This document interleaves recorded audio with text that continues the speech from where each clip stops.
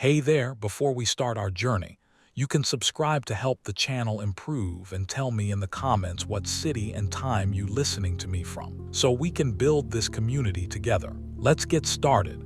There are philosophers who spend their careers building elegant systems in the quiet of academic institutions, writing for audiences of specialists, their ideas circulating in journals read by a few hundred people. They are respected within their discipline. They influence the next generation of graduate students. And then, slowly, their ideas percolate outward through textbooks and university courses and the slow, invisible movement of intellectual history, leaving their mark on the world only decades after their most important work was done. And then there are philosophers who change the world while they are still in it. Peter Singer is the second kind.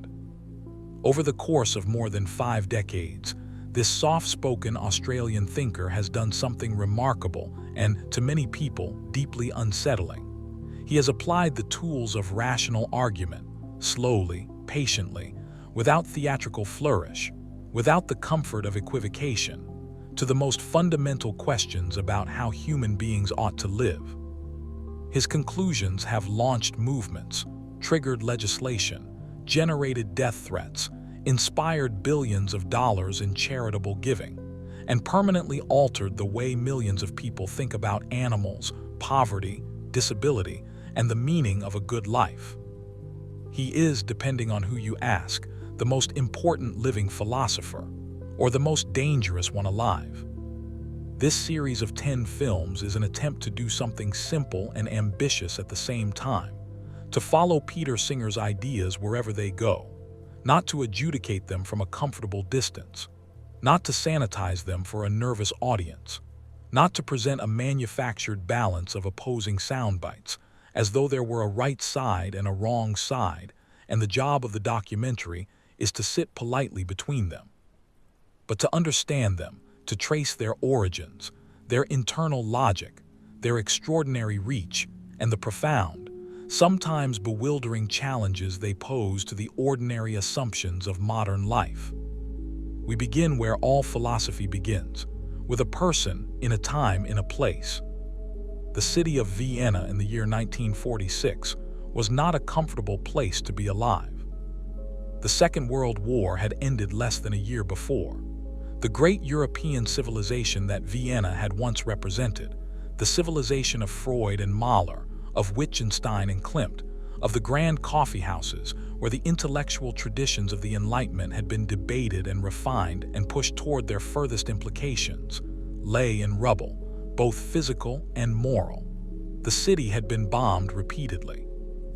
It had been occupied by the Nazis for 7 years, and then it had been fought over block by block as the Soviet army drove westward in the spring of 1945. Now, it was in the process of being carved into 4 administrative zones by the Allied powers, a divided city in a divided continent, slowly trying to understand what had been done in its name, and to whom. Food was scarce. The population was exhausted, traumatized, and hollowed out by years of war, forced collaboration, persecution, and the peculiar moral catastrophe of having been, in significant numbers, both perpetrators and victims of the worst atrocities in recorded history. It was into this city, on July 6, 1946, that Peter Albert David Singer was born. His parents, Cora and Ernst Singer, were Viennese Jews who had escaped the Holocaust by emigrating to Australia in 1938, the year of the Anschluss, the annexation of Austria by Nazi Germany that ended the brief independent existence of the Austrian Republic and incorporated it into the German Reich. They had seen what was coming. They had been fortunate enough and resourceful enough to act on what they saw. They left. Most of their family did not. 3 of Peter's grandparents were murdered by the Nazis. They died in concentration camps and killing centers, swallowed by the systematic machinery of the Holocaust. Ernst's parents perished. Cora's mother perished. A 4th grandparent, Cora's father, David Oppenheim, was a classically trained scholar of ancient Greek literature and mythology who had written on the psychology of mythology and dreams, and had corresponded directly with Sigmund Freud. Oppenheim was interned in the Theresienstadt concentration camp in what is now the Czech Republic, the camp that the Nazi propaganda apparatus cynically presented to the outside world as evidence of humane treatment. He survived Theresienstadt long enough to see some of what lay beyond it, but he died there in 1943, just 2 years before liberation, destroyed by conditions that were called humane. This family history is not incidental to Peter Singer's philosophy. It is not the cause of his philosophy, in the sense that personal history is not philosophical argument, and Singer himself has always been careful about collapsing the distinction. He has not built his ethical framework as a response to grief or guilt or any of the particular emotional burdens that come with being the grandchild of victims. His philosophy is constructed out of arguments, not autobiography. But it would be equally mistaken to pass over this history without reflection, as though context were irrelevant to the questions that define a life's work. Singer grew up in a family that had been touched, directly and devastatingly, by one of history's most systematic and deliberate exercises in the denial of moral consideration to a group of human beings. The Nazi ideology that murdered his grandparents was, at its core, a theory about moral worth, about who counted, about whose suffering mattered, about which lives were worth protecting and which could be expended without moral cost. It placed some human beings, the racially pure, the biologically fit, the ideologically correct, at the summit of a hierarchy of value, and it placed others, Jews, Roma, Slavic peoples, the disabled, the mentally ill, homosexuals, outside the boundaries of moral concern entirely. The result was genocide. Singer would spend his career asking, with quiet relentlessness, a question that this history makes urgent and personal. What is the actual basis for deciding who matters morally? How do we draw the circle of moral concern? And is it possible that we draw it incorrectly, not just in the monstrous ways that the Nazis drew it, but in the ordinary, unexamined ways that most of us draw it every day? These questions, it turns out, have consequences that stretch far beyond what most people expect when they first encounter them.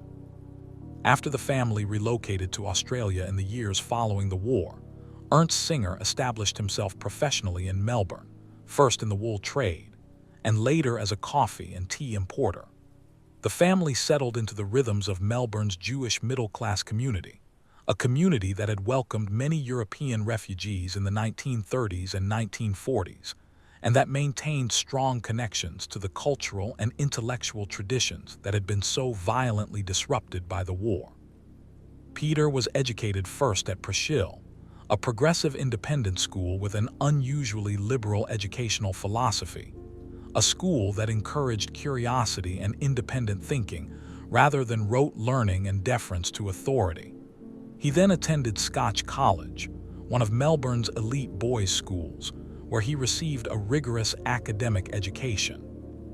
He was, by his own account, a bookish and somewhat solitary child, more interested in ideas than in competitive sports, more comfortable in the library than on the playing field, drawn to the kind of patient, systematic thinking that characterizes the philosophical mind even before it has found philosophy.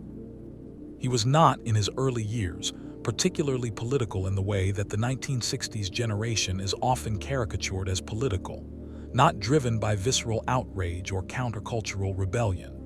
He was something more interesting and, in the long run, more consequential. He was curious, and he had developed, perhaps from an early age, perhaps gradually through his education, a habit of mind that would define his entire career.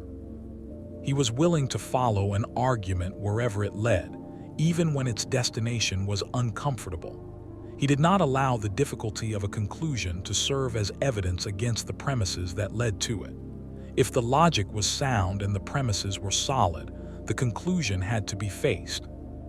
At the University of Melbourne, where he enrolled in 1964, Singer studied law and arts, eventually concentrating in philosophy. Melbourne at this time was a culturally alive institution. The Vietnam War was beginning to cast a long shadow across Australian society, dividing families and forcing the question of moral obligation in ways that were direct and urgent. The civil rights movement in America was reaching its most dramatic phase, forcing the world to confront the consequences of centuries of systematic racial exclusion. And a generation of young Australians was beginning to ask, with a seriousness that surprised even themselves, whether the moral framework they had inherited from their parents was adequate to the world they were encountering. Singer was not immune to these currents, but his most formative intellectual development came later, when he left Australia for the first time and walked into the extraordinary philosophical culture of Oxford. In 1969, Peter Singer arrived at Oxford University as a graduate student at University College. He was 23 years old, recently married to Renata Diamond, who would become his lifelong companion and intellectual ally, and he was walking into one of the most intellectually extraordinary periods in the history of British philosophy.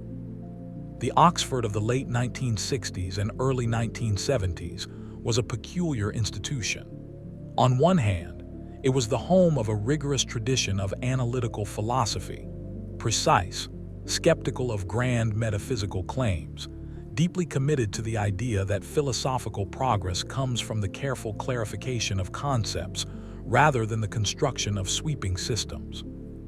It was a tradition that prized argument over assertion, that regarded intellectual modesty as a virtue, and that was deeply suspicious of claims that could not be defended step by step. On the other hand, it was beginning to shake loose from a certain philosophical timidity that had dominated the post-war period. For much of the 1950s and 1960s, the dominant mood in British philosophy had been what we might call moral quietism. The philosophical analysis of moral language was considered legitimate, but making substantive moral claims, actually arguing that something was right or wrong, better or worse, was treated with considerable suspicion. Ethics was something philosophers described and analyzed. The idea that philosophy might actually help us decide how to act was viewed as naive, or worse, as a slide back toward the grand ideological systems that had done so much damage in the 20th century. Singer arrived at precisely the moment when this was changing. He came under the influence of R.M. Hare, the philosopher who would become his doctoral supervisor and one of the most important moral philosophers of the 20th century. Hare's influence on Singer was foundational in ways that Singer has consistently and generously acknowledged throughout his career. Hare's central contribution to moral philosophy was his theory of prescriptivism, a sophisticated account of the logical structure of moral language. Hare argued that moral judgments are, at their core, a special kind of prescription. They tell us what to do, and they do so in a way that is universalizable. If you say that something is wrong, you are not merely expressing a personal distaste or describing a social convention. You are committed, by the logic of moral language itself, to holding that it would be wrong for anyone in a relevantly similar situation. This sounds like an abstract logical point. It is, but its implications are far from abstract. If you genuinely accept that your moral judgments must be universalizable, then you cannot make exceptions for yourself or for your group. You cannot say that it is wrong for others to cause you unnecessary suffering, while maintaining that it is acceptable to cause unnecessary suffering to others, unless you can identify a genuinely morally relevant difference that justifies the asymmetry. You must, in the phrase that Singer would elaborate and extend, give equal consideration to the equal interests of all beings affected by your actions. This is the logical kernel at the heart of Singer's entire philosophical project. It is, at its foundation, a demand for consistency. And consistency, as Singer has spent 50 years demonstrating, has very radical implications. Singer's Oxford was not merely an intellectual hothouse. It was also a place where ideas were beginning to connect with political action in ways that had not been seen in philosophy departments before. In the early 1970s, a loose network of young Oxford philosophers and their associates began meeting to discuss a topic that, to most of their contemporaries, must have seemed peculiar at best: the moral status of non-human animals. The group included the philosophers Stanley and Rosalind Godlovitch, both originally from Canada, and John Harris, who would go on to an influential career in bioethics. It also included, more loosely, figures from the broader Oxford philosophical scene who were beginning to take the question seriously. The Godlovitches were passionate advocates for the moral consideration of animals, and they were working on an anthology, eventually published in 1973 as Animals, Men and Morals, that would bring together philosophical arguments for taking animal suffering seriously. They invited Singer to contribute an essay. The timing was significant. Singer had been thinking through the implications of Hare's universalizability principle, and he had arrived at a conclusion that followed with uncomfortable directness. If the capacity to suffer is what grounds moral consideration, and if many non-human animals demonstrably have that capacity, then excluding them from moral consideration requires a justification that most people cannot actually provide. The usual justifications that animals lack language, that they lack rationality, that they are not members of our moral community, turn out, on examination, to be either factually dubious or logically irrelevant. The essay Singer wrote for the Godlovitches' anthology was titled Animal Liberation. It was, in retrospect, a world historical document. Compressed into its pages were the foundational arguments that Singer would expand, deepen, and defend in the book that followed 2 years later, a book that would bear the same title, and that would do more to transform the moral status of animals than any other single work in the history of ethical thought. But before we examine those arguments in detail, which we will do in Chapter 3, it is worth pausing to note something about the intellectual character of this development. Singer was not being driven by an overwhelming emotional love for animals. He did not arrive at his position through the kind of visceral empathy that drives many people toward concern for animal welfare. He arrived at it through argument. The move was deductive. Given premises that he had already accepted on other grounds, and given the requirement of consistency, the conclusion followed. At almost exactly the same time that Singer was developing his arguments about animals, he was working on another essay that would prove equally consequential. Indeed, that would change the moral self-understanding of millions of people in ways that are still unfolding. In 1972, he published Famine, Affluence and Morality in the journal Philosophy and Public Affairs.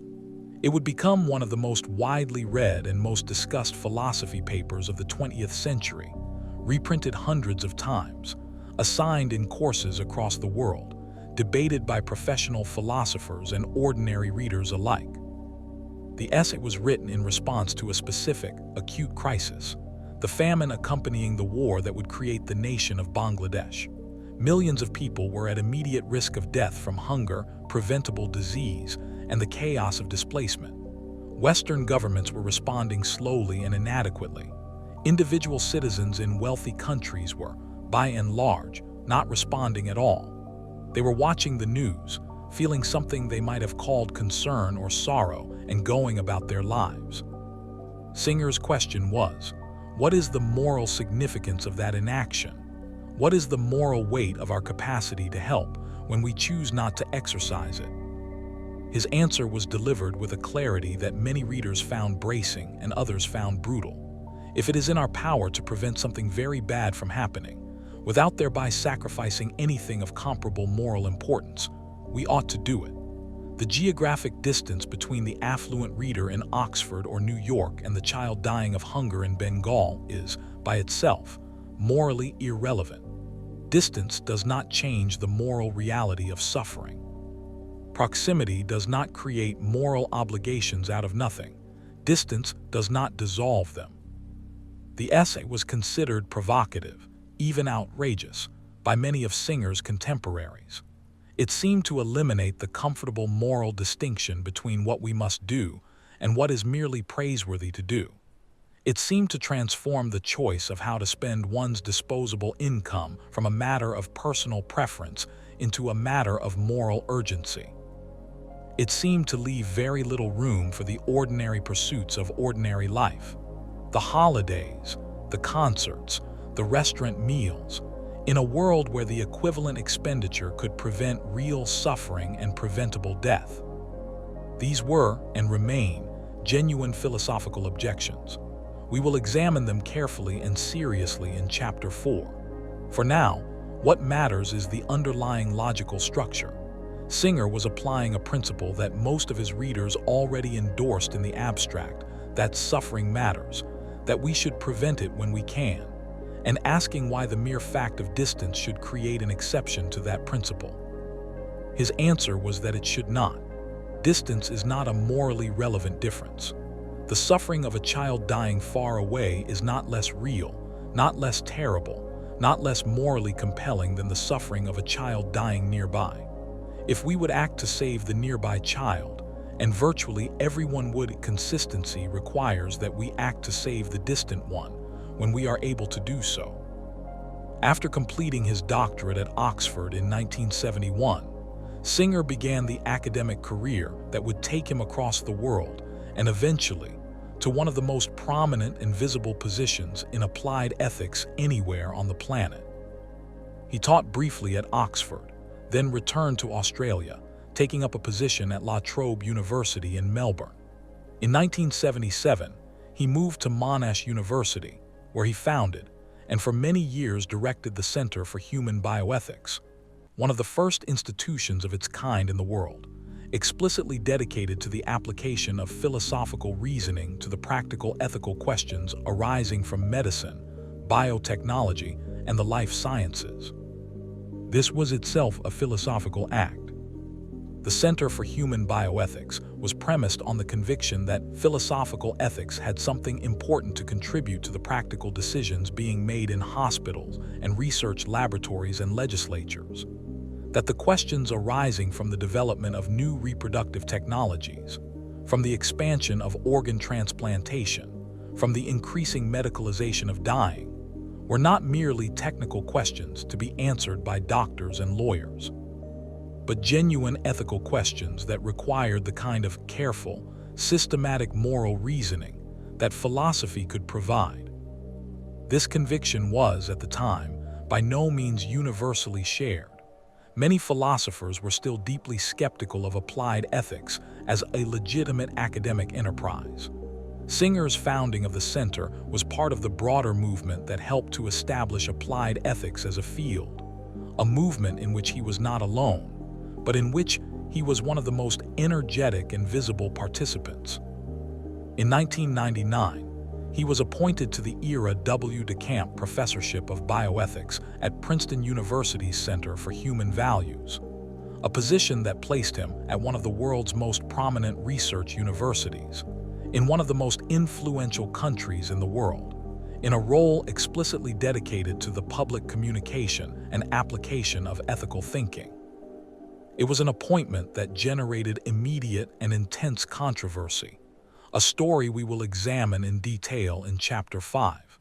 He has held a concurrent part-time appointment at the University of Melbourne. The trajectory of this career reflects and helped to create the emergence of public philosophy as a serious enterprise in the late 20th and early 21st centuries. Singer is not merely a professor of philosophy. He is a philosopher who writes for the general public, who engages with politicians and policymakers, who speaks to audiences of business people and students and activists and ordinary citizens who are not philosophers and do not need to be. It would be a serious mistake to think of Singer purely as an academic philosopher who has occasionally ventured into the public square. He is one of the most consistently committed public intellectuals of his generation, a thinker who has always believed and has always acted on the belief that the purpose of philosophy is not merely to describe the world, but to change it. This belief sets him apart from many of his philosophical contemporaries in important ways, and it helps to explain both his extraordinary influence and the equally extraordinary hostility he has attracted over the decades. Philosophers who remain safely within the academy can be engaged with on academic terms. Their arguments may be noted, debated, criticized, and then shelved.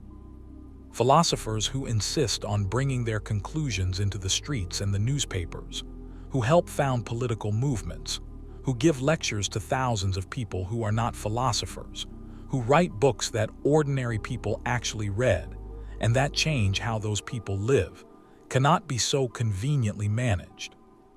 Singer has done all of these things. He has testified before legislative committees on animal welfare legislation. He has been one of the central intellectual forces behind the effective altruism movement, a movement that has redirected billions of dollars in charitable giving, and that has created an entire professional culture around the question of how to do the most good in the world. He has written extensively for major newspapers and magazines. He has appeared on television programs and podcasts, and at conferences in every corner of the world. He maintains a public profile that most academic philosophers would find both bewildering and exhausting. He has also paid a price for this visibility that most academic philosophers do not pay. When he was appointed to Princeton in 1999, disability rights activists organized sustained protests, arguing that his views on the circumstances under which the lives of severely disabled newborns might permissibly be ended constituted a fundamental attack on the dignity and equal worth of people with disabilities. In Germany and Austria, countries whose living memory of the Nazi euthanasia program gives them particular reason for vigilance about any arguments that seem to grade the value of human lives, Singer's lectures have been disrupted, canceled before they could begin, and greeted with protests that have occasionally crossed into physical intimidation. He has received death threats serious enough to require security measures. To a philosopher of a different temperament, these experiences might have produced a strategic retreat, a careful narrowing of the positions publicly defended, a softening of the language in which they were expressed, a greater willingness to acknowledge that there are questions a philosopher ought not to address in public. Singer has not retreated. He has engaged with the serious philosophical objections. He has not been moved by the threats. He has continued, with remarkable consistency over a remarkably long career, to follow the argument wherever it leads and to say, in public, what he finds at the end of it. To understand Peter Singer, you need to understand the philosophical tradition from which he comes. That tradition is utilitarianism, and it is one of the most influential, most debated, most intellectually powerful, and most persistently provocative traditions in the entire history of Western ethics. Utilitarianism begins with a deceptively simple claim. The morally right action in any situation is the one that produces the greatest good for the greatest number, or, in more technically precise formulations, the action that maximizes overall well-being, or the satisfaction of preferences, or the reduction of suffering across all affected beings. Its founding figures, Jeremy Bentham, writing at the end of the 18th century, and John Stuart Mill, writing in the middle of the 19th, were not armchair theorists. They were engaged reformers who believed that moral philosophy had a direct practical role to play in remaking social institutions. Bentham was a legal reformer, a prison reformer, a relentless critic of legal fictions and irrational traditions, and a campaigner for causes that were considered radical in his time: the decriminalization of homosexuality, equal rights for women, fundamental reform of the penal system. He designed a prison called the Panopticon, an architectural experiment in surveillance and reform that became, in Mitchell Foucault's analysis, a central metaphor for modern systems of social control. He also left his body to University College London, where his autoicon, his preserved skeleton, topped with a wax head, dressed in his own clothes and seated in a wooden cabinet, has sat for nearly 2 centuries. Bentham was not, by any measure, a conventional figure. John Stuart Mill was perhaps the most versatile intellectual of the Victorian era, philosopher, economist, political theorist, and one of the most courageous advocates for individual liberty and women's equality that the 19th century produced. His essay on liberty remains one of the foundational texts of liberal political philosophy. His work on the subjection of women was radical even by the standards of progressive opinion in his time. What united Bentham and Mill, and what defined the utilitarian tradition they founded, was the conviction that morality was not a matter of divine command, or ancient custom, or intuitive feeling, though intuitions could serve as evidence about what matters morally, but of rational calculation directed toward making the world better, reducing suffering, promoting well-being, giving people the conditions in which they could live flourishing lives. The test of any moral rule, any social institution, any law or custom was always the same. Does it, in practice, make things better or worse for the beings affected by it? Singer stands squarely in this tradition, while also extending and refining it in ways that Bentham and Mill could not have anticipated. His is not the simple hedonistic utilitarianism of Bentham, which measured value purely in terms of pleasure and pain. His is a more sophisticated preference utilitarianism, a theory that focuses on the satisfaction and frustration of preferences, on what beings with the capacity to want things actually want, and on how our actions affect their ability to get it. This distinction matters significantly, and we will examine it carefully in Chapter 2. For now, the foundational point is this. Singer is a philosopher who believes that the fundamental question in ethics is always, at bottom, a question about interests. Whose interests are at stake? How strong are those interests? How do our choices affect them? And are we giving all affected interests the equal consideration that consistency and basic fairness demand? There is a story about Peter Singer that captures something essential about both the man and his philosophy, and about the profound challenge of living according to the principles one argues for. In the years immediately preceding his appointment at Princeton, Singer's mother, Cora, developed Alzheimer's disease. She was increasingly incapacitated by the condition, losing her memories, her ability to communicate, her capacity for the kind of self-directed, future-oriented existence that had characterized her life. This is a situation that Singer, in his philosophical work on the ethics of life and death, had addressed in the abstract. His framework places significant moral weight on the capacities that make a being a person in the morally relevant sense. Self-awareness, rationality, the ability to form and hold preferences about the future, the sense of oneself as existing across time. A being who lacks these capacities does not, on Singer's account, have the same interests in continued existence as a being who possesses them. This is a philosophically significant claim, and its implications for end-of-life decision-making are real. But when confronted with his own mother's decline, Singer and his sister Doris made the decisions that loving children make for parents they love. They hired professional carers. They ensured that Cora Singer received good medical care and personal attention. They visited.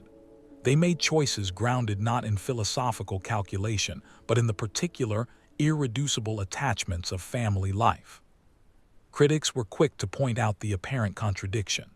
Here was a philosopher who argued that the moral obligations of the affluent required them to give substantial portions of their income to strangers dying preventable deaths across the world, and who was now spending significant resources on care for one person whose philosophical personhood, by his own analysis, was compromised.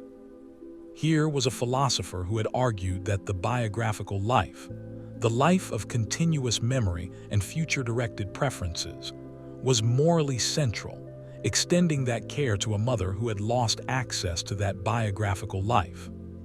Singer's response to this criticism has been characteristically direct and, characteristically, more nuanced than the critics allow.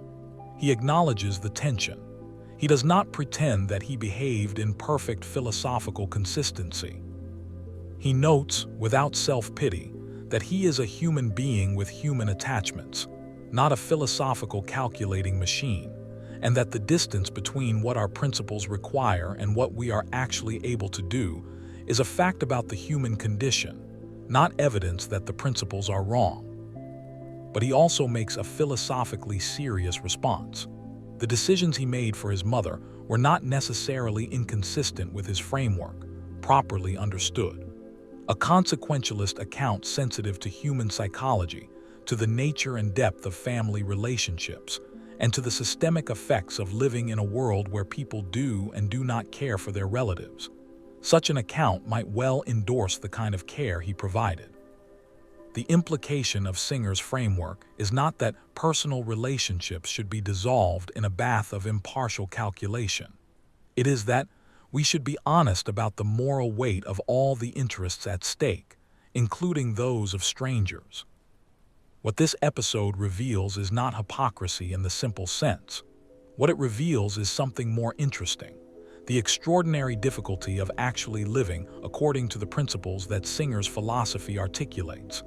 And it is in that difficulty, in the gap between the demands of consistent moral reasoning and the texture of actual human life, that some of the most important philosophical questions about Singer's project are located. This film is the first of 10 chapters in a long exploration of Peter Singer's philosophy. Before we proceed further, it is worth mapping the territory we will cover together. In Chapter 2, we will examine the philosophical foundations of Singer's thought in detail. His theory of moral reasoning, his relationship to the utilitarian tradition, the specific account of preference utilitarianism that undergirds his applied work, and the logical structure that connects his foundational commitments to his practical conclusions. Chapter 3 takes us into the territory that first made Singer famous and, in many quarters, notorious: the moral status of animals. We will trace the full argument of animal liberation, examine the concept of speciesism as a form of unjustifiable discrimination, and explore what it would actually mean to take animal suffering as seriously as Singer argues we should, in a world built on the systematic exploitation of billions of animals every year. Chapter 4 turns to Singer's arguments about global poverty, the famous thought experiment of the drowning child, the essay, Famine, Affluence and Morality, and the debate it has generated for more than 50 years, the effective altruism movement and its contested legacy, and the profound, uncomfortable challenge these arguments pose to the moral assumptions of ordinary life in wealthy countries. Chapter 5 enters perhaps the most difficult and contested territory in Singer's work: his arguments about the beginning and end of human life, infanticide, voluntary and non-voluntary euthanasia, the concept of the sanctity of life as a philosophical principle, and the grounds on which Singer questions it, the disability rights controversy, and the serious philosophical issues it raises. Chapter 6 takes a step back from specific applied questions to examine one of Singer's most expansive and, in some ways, most hopeful claims: that moral progress is real, that the circle of moral concern has genuinely expanded throughout human history, and that this expansion is not merely a sociological accident but a rational imperative that we are obligated to continue. Chapter 7 examines Singer's work on the ethics of the environment and climate change. What do we owe to future generations who do not yet exist? What moral weight should we give to the interests of non-human species? How does utilitarian reasoning apply to the catastrophic long-term consequences of ecological destruction? These are questions that Singer has addressed with increasing urgency as the reality of climate change has become undeniable. Chapter 8 explores Singer's political philosophy, his views on democracy and its limits, on civil disobedience, and when it is justified, on the ethics of institutions and collective action. What does it mean to act ethically not merely as an individual, but as a citizen embedded in political structures and collective processes?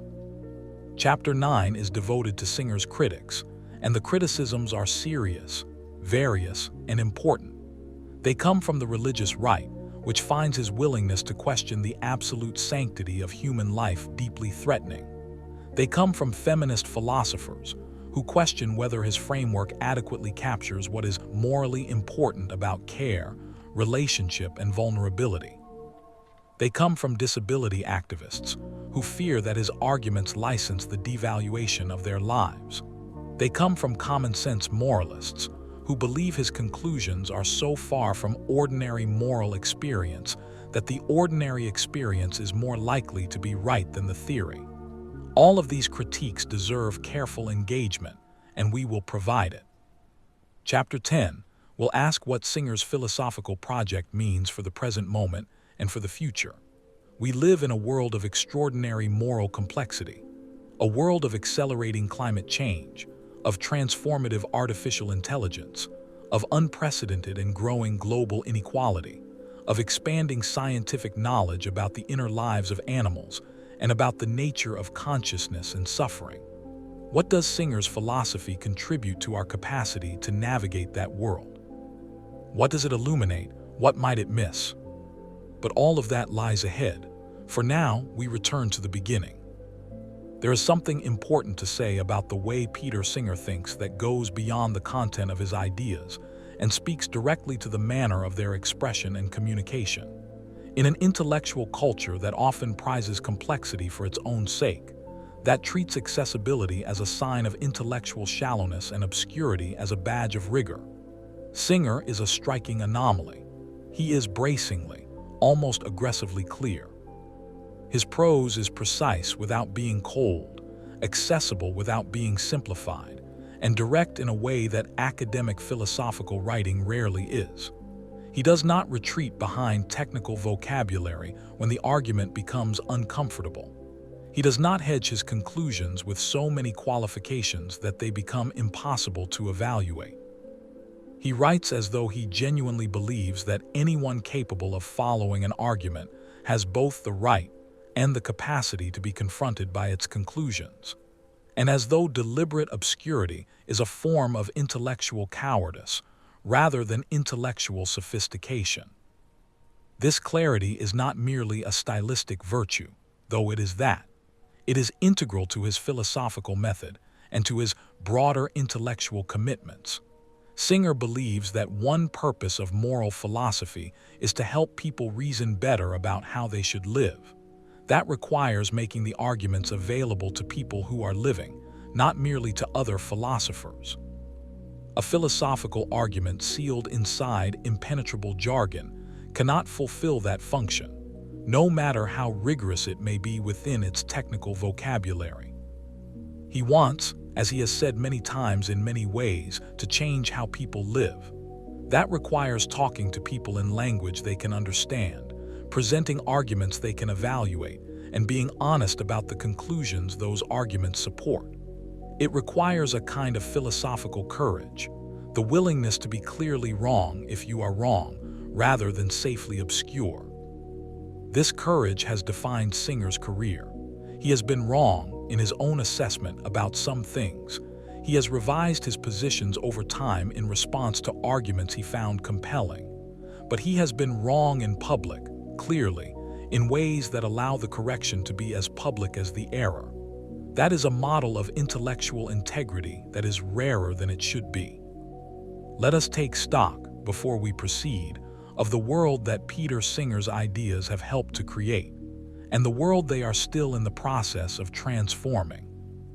The modern animal rights and animal welfare movement, the movement that has, over the past 50 years, transformed the legal and moral status of animals in many parts of the world, that has generated welfare legislation covering billions of farm animals, laboratory animals, and companion animals across dozens of jurisdictions. That has driven the dramatic growth of veganism and plant-based eating from marginal lifestyle choices to mainstream options pursued by hundreds of millions of people, owes its philosophical foundations, more than to any other single thinker, to Peter Singer. This is not a contested claim. The leaders of the animal movement themselves acknowledge it. The effective altruism movement. The intellectual and practical movement that has redirected billions of dollars in charitable giving toward the most effective interventions for reducing suffering, that has generated a significant professional culture around the question of how to do the most good given limited resources. That has fundamentally altered the culture of philanthropy in wealthy countries and produced some of the most rigorous thinking about how to evaluate the impact of charitable interventions. Emerged, in significant and acknowledged part, from Singer's work on the obligations of the affluent. The academic field of bioethics, the discipline that provides the philosophical frameworks used in hospitals, medical schools, ethics committees, and legislative bodies around the world to reason about end-of-life decisions, the ethics of new medical technologies, the allocation of scarce medical resources, and the rights and interests of patients, was shaped, in important ways, by Singer's work at Monash, and by the arguments developed in practical ethics and rethinking life and death. These are substantial legacies, and they are also contested ones. Every movement that Singer helped to inspire has generated its own debates and criticisms and internal tensions.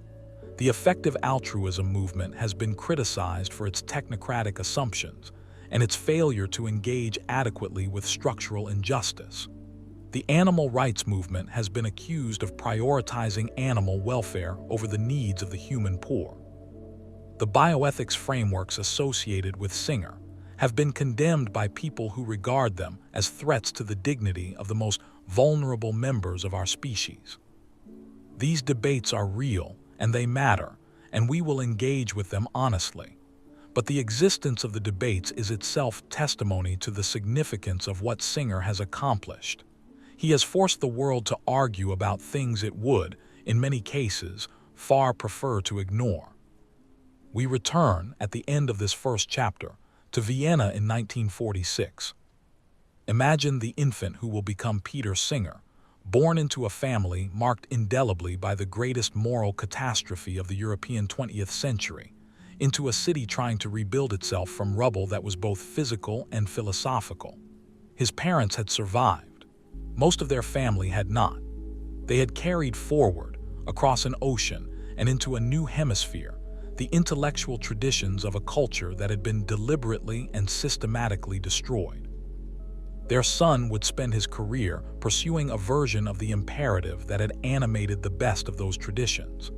The imperative to extend reason to the most fundamental questions about how we should live, to follow its conclusions wherever they lead, and to refuse the comfort of convenient fictions, especially the convenient fiction that the suffering of those outside our immediate circle of sympathy is someone else's problem.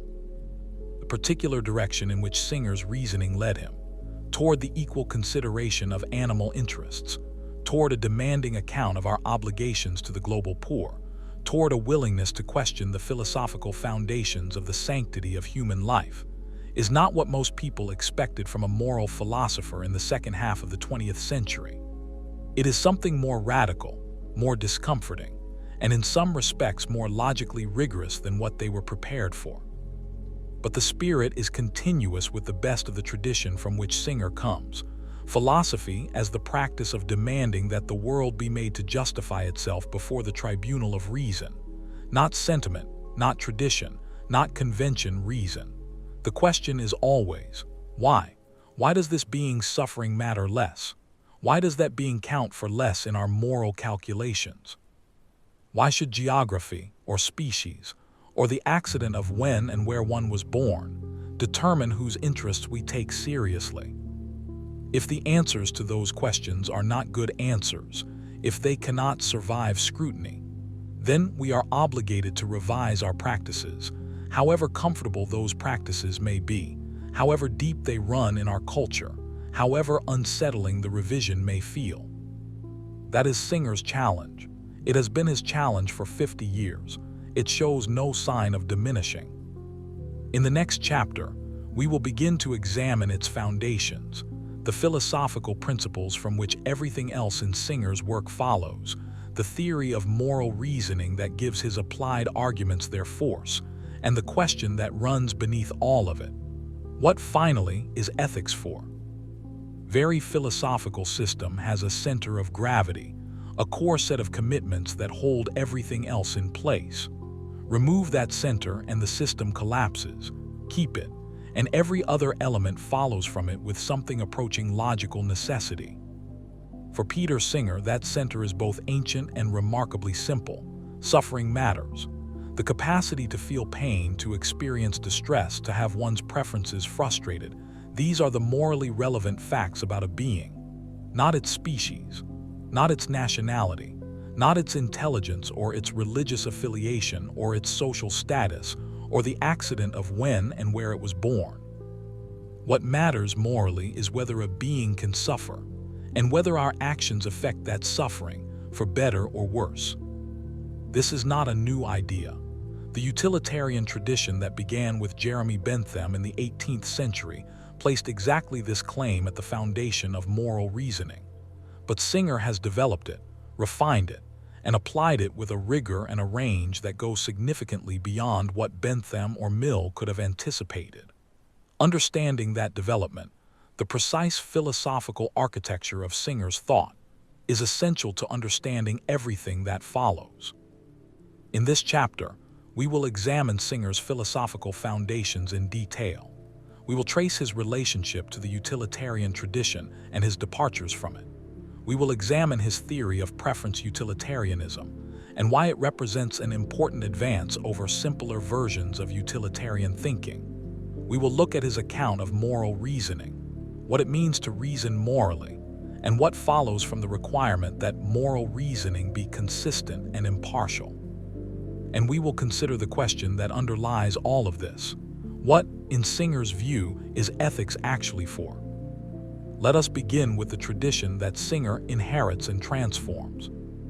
Jeremy Bentham was born in London in 1748 and died in 1832, a span of 84 years during which he produced an extraordinary quantity of philosophical, legal, and political writing.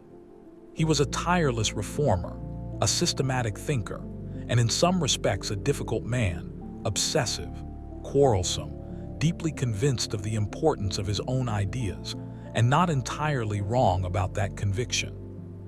Bentham's foundational claim was deceptively simple. Nature has placed mankind under the governance of two sovereign masters, pain and pleasure. It is for them alone to point out what we ought to do, as well as to determine what we shall do. The principle of utility, the principle that the right action is the one that produces the greatest happiness for the greatest number, was, for Bentham, not a theoretical abstraction but a practical tool for reforming law and social institutions. The test of any rule or institution was, does it produce more happiness than unhappiness? If not, it should be changed. What made this claim philosophically powerful and politically radical was its indifference to tradition and to authority. Bentham did not care whether an institution was ancient or hallowed or beloved by the establishment. He cared whether it worked, whether it actually contributed to human well-being or subtracted from it. This made him a systematic critic of virtually every major British institution of his time: the common law, the prison system, the church, the monarchy. He was not respectful of things simply because they had endured. He was also, and this is the aspect of Bentham most relevant to Singer's work, genuinely radical in his account of whose suffering counted. In a famous passage in his introduction to the principles of morals and legislation, Bentham wrote that the question is not, can they reason, nor can they talk, but can they suffer? He was talking about animals, and he was insisting, against the assumption of his age, that the capacity to suffer was the relevant criterion for moral consideration, and that animals possessed it. This was an extraordinarily forward-looking claim in 1789. It would lie dormant, philosophically, for nearly 2 centuries. When Singer picked it up in the early 1970s, it had lost none of its force. John Stuart Mill, writing in the mid-19th century, inherited Bentham's framework and modified it in important ways. Mill was concerned that Bentham's hedonistic calculus, His account of pleasure and pain as simple quantities that could be added and subtracted was too crude to capture what we value about human life. He distinguished between higher and lower pleasures. The pleasures of the intellect, the feelings, and the moral sentiments were, Mill insisted, intrinsically more valuable than mere bodily pleasure. This was an attempt to accommodate the intuition that a human being dissatisfied is better than a pig satisfied, that the quality of experience matters, not merely its quantity. Singer's relationship to this Millian modification is interesting, and as we shall see, complicated.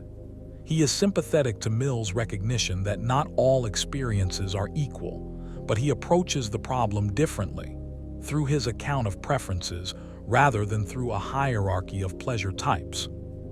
Singer's utilitarianism is not the simple hedonistic calculus of Bentham. It is what philosophers call preference utilitarianism, a theory that measures moral value not in terms of pleasure and pain, but in terms of the satisfaction and frustration of the preferences of the beings affected by our actions. This distinction deserves careful explanation, because it makes a significant difference to how the theory works and what conclusions it supports. Hedonistic utilitarianism says, the morally right action is the one that produces the greatest balance of pleasure over pain, summed across all affected beings.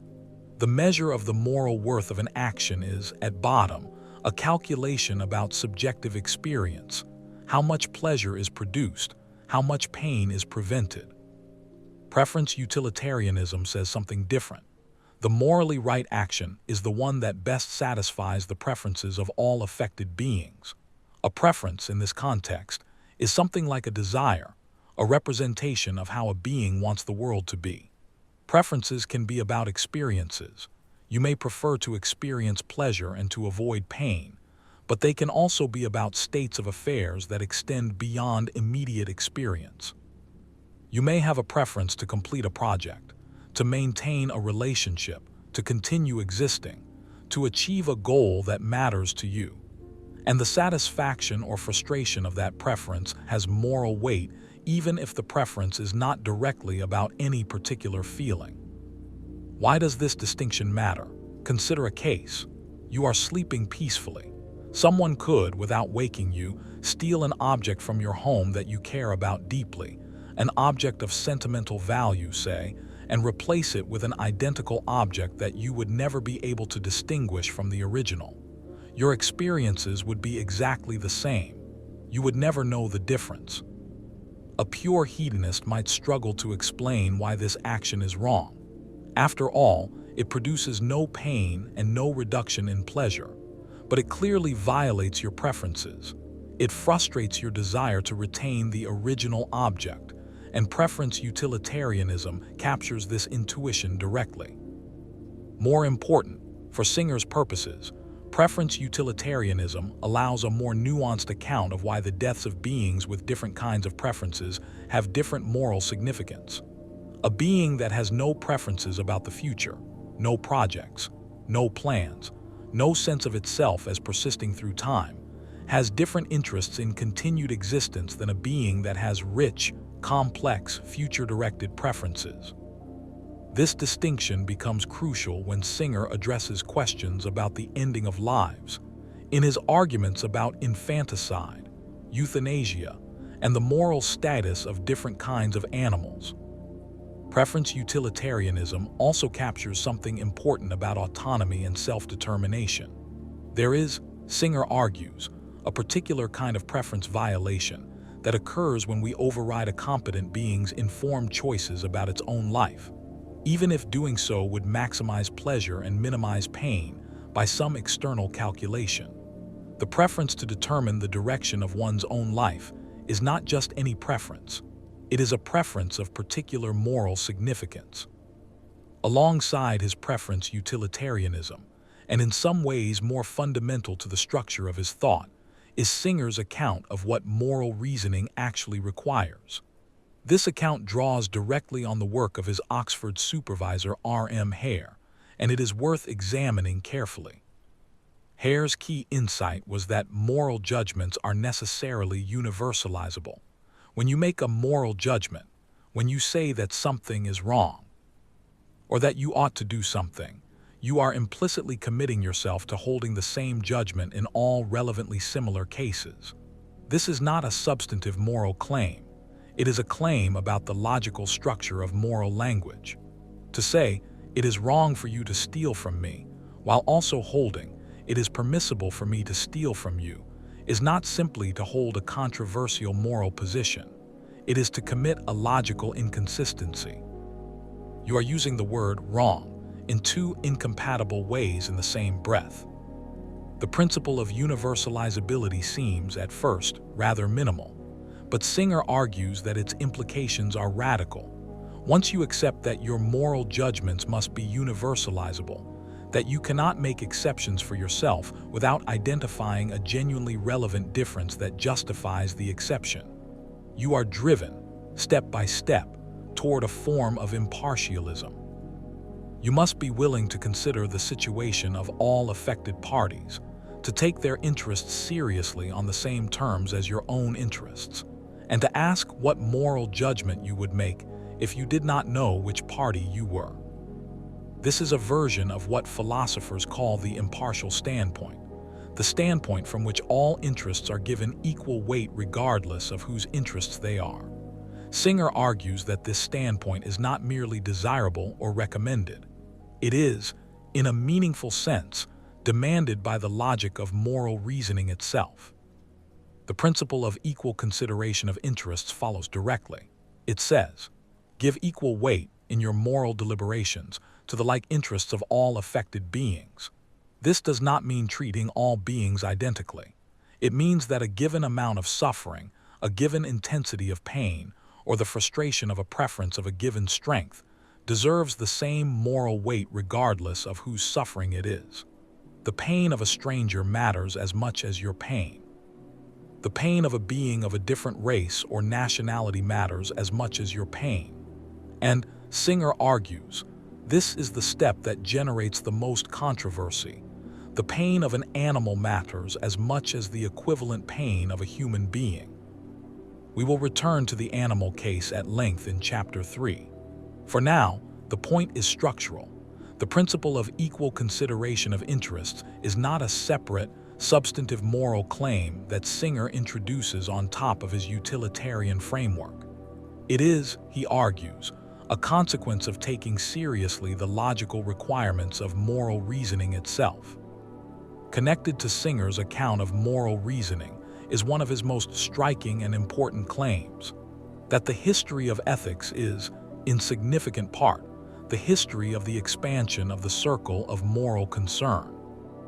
In his book The Expanding Circle, published in 1981, Singer traces what he calls the gradual extension of the moral circle, the boundary that marks out who counts morally, whose interests must be taken into consideration, from the narrow limits of kin and tribe to ever wider communities. Ancient societies gave full moral consideration to members of their own group. Those outside the group were often treated with a brutality that insiders would have found scandalous if directed at one of their own. Over centuries, the circle has expanded to include other tribes, other nations, people of other races, women, people with disabilities, and in the argument Singer himself has done most to advance, animals. This expansion is not accidental, and it is not merely a reflection of changing sentiment. Singer argues that it reflects something like moral progress, the gradual working out of the implications of moral principles that are, in some sense, already implicit in the practice of moral reasoning. When people began to ask why it was wrong to treat the members of other groups as morally inferior, and found that the usual answers, they are different from us, they have different customs, they belong to a lesser race, could not survive scrutiny, they were driven by the logic of consistent moral reasoning toward a more inclusive position. This account of moral progress is ambitious, and it is not without its critics. We will examine those criticisms in Chapter 6, when we explore the concept of the expanding circle in full. For now, What matters is the structural role that this claim plays in Singer's overall framework. It suggests that the controversial aspects of his work, his arguments about animals and global poverty and the limits of the sanctity of life, are not arbitrary provocations. They are the next steps in a process of moral reasoning that has been going on for millennia, and that follows its own internal logic. One of the most philosophically important elements of Singer's framework is his account of interests, what they are, how they arise, and which beings have them. An interest in Singer's framework is not merely a desire or a preference in the ordinary colloquial sense. It is something more fundamental, a stake in how things go. A being has an interest in X if X matters to that being's well-being, if the presence or absence of X makes a difference to how that being fares, in a morally relevant sense. The capacity to have interests in this sense is connected to the capacity to have subjective experiences, to be, in the philosopher's phrase, a subject of a life. A rock has no interests because there is nothing it is like to be a rock, nothing that goes better or worse for a rock from the rock's own point of view. A bacterium is a borderline case, and Singer is appropriately cautious about it. But a creature that can feel pain, that can experience hunger or thirst or fear, that has preferences about how its situation develops, such a creature clearly has interests, in the morally relevant sense, and those interests deserve to be taken into account. This account of interest is connected to Singer's broader project in two important ways. First, it provides the basis for his account of the moral status of animals. If the capacity to have interests, and specifically the capacity to suffer, is what grounds moral consideration, then the question of which beings deserve moral consideration is an empirical question about the capacities of different kinds of beings, not a metaphysical question about species membership or divine ordering. And the empirical evidence, as Singer argues in Chapter 3, is quite clear. Many non-human animals can suffer, do have preferences, and do have interests that our actions affect. Second, it provides the basis for Singer's account of why not all deaths are morally equivalent. A being that has rich, complex, future-directed interests, a being that is, in the philosopher's phrase, a person, has a stronger interest in continued existence than a being that lacks such interests. This distinction does not mean that the lives of beings who are not persons in this sense have no moral weight. It means that the weight of the interest in continued existence varies with the nature and complexity of the being's mental life. This claim is philosophically careful and philosophically consequential. It is the foundation of Singer's controversial arguments about euthanasia and infanticide, which we will examine in Chapter 5. It is also, as we will see, one of the points at which his framework is most vigorously challenged. Singer's approach to ethics is not purely deductive. It does not simply start from first principles and derive conclusions mechanically. He is also responsive to moral intuitions, though he treats them in a particular way. The standard method in applied ethics, associated most prominently with the philosopher John Rawls, is called reflective equilibrium. The idea is that we work back and forth between our moral principles and our moral intuitions, adjusting each in light of the other, until we reach a state of coherence, a position in which our principles and our intuitions support each other without generating too many conflicts. Singer is sympathetic to reflective equilibrium as a general method, but he gives it a distinctive twist. He is willing, more than most philosophers, to let the argument override the intuition when the two conflict. His view is that moral intuitions are not infallible guides. They are the products of evolutionary pressures, cultural conditioning, and limited perspectives, and they can be systematically wrong in ways that careful reasoning can reveal. The history of ethics, he argues, bears this out. People once had strong intuitions that slavery was natural and acceptable. They had strong intuitions that women were intellectually inferior to men and unsuited for public life. They had strong intuitions that the members of other races or other nations were morally inferior and could be treated accordingly. These intuitions, in retrospect, were wrong, and they were revealed to be wrong through the application of consistent moral reasoning. The people who challenged them were not simply expressing different intuitions. They were applying moral principles that their contemporaries already nominally accepted, and showing that those principles were inconsistent with the intuitions. This does not mean that intuitions never override arguments. Singer acknowledges that if an argument leads to a conclusion that seems clearly monstrous, a conclusion that virtually everyone would recognize as deeply wrong, we have some reason to reject one of the argument's premises rather than accept the conclusion. This is what philosophers call modus tollens reasoning, or what the philosopher Derek Parfit called the tollensing of the ponens. If the conclusion seems clearly false, perhaps a premise is false. But Singer's default, when there is a conflict between a careful argument and an intuition, is to take the argument seriously and to examine the intuition carefully before letting it do too much work. Where does the intuition come from? Is it a reliable guide to moral truth, or is it the product of bias, limited perspective, or simple familiarity? Can it be explained in terms that give us reason to trust it, or does it dissolve under scrutiny into something less than a genuine moral insight? This methodological stance gives Singer's applied ethics its distinctive character. Its willingness to follow arguments to uncomfortable conclusions, its impatience with the invocation of intuition as a conversation stopper, its insistence that the difficulty of a conclusion is not by itself evidence against the argument that produced it. The famous trolley problem, a thought experiment devised by the philosopher Philippa Foot and developed by Judith Jarvis Thomson, provides a useful illustration of Singer's approach to the relationship between argument and intuition. The basic scenario: a runaway trolley is heading toward 5 people who will be killed if it continues on its course. You can pull a lever to divert the trolley onto a side track where it will kill 1 person instead of 5. Should you pull the lever? Most people, when asked this question, say yes, pull the lever. Save 5 lives at the cost of 1. Now consider a variant. A large man is standing on a bridge over the trolley tracks. You are standing next to him. The only way to stop the trolley and save the 5 people is to push the large man off the bridge, using his body to halt the trolley. He will be killed. Should you push him? Most people, when asked this question, say no.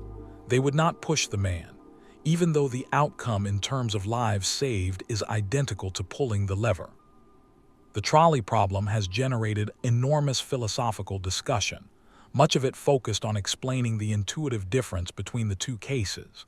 Singer's response to this discussion is characteristic. He takes the intuitive difference seriously as a psychological datum.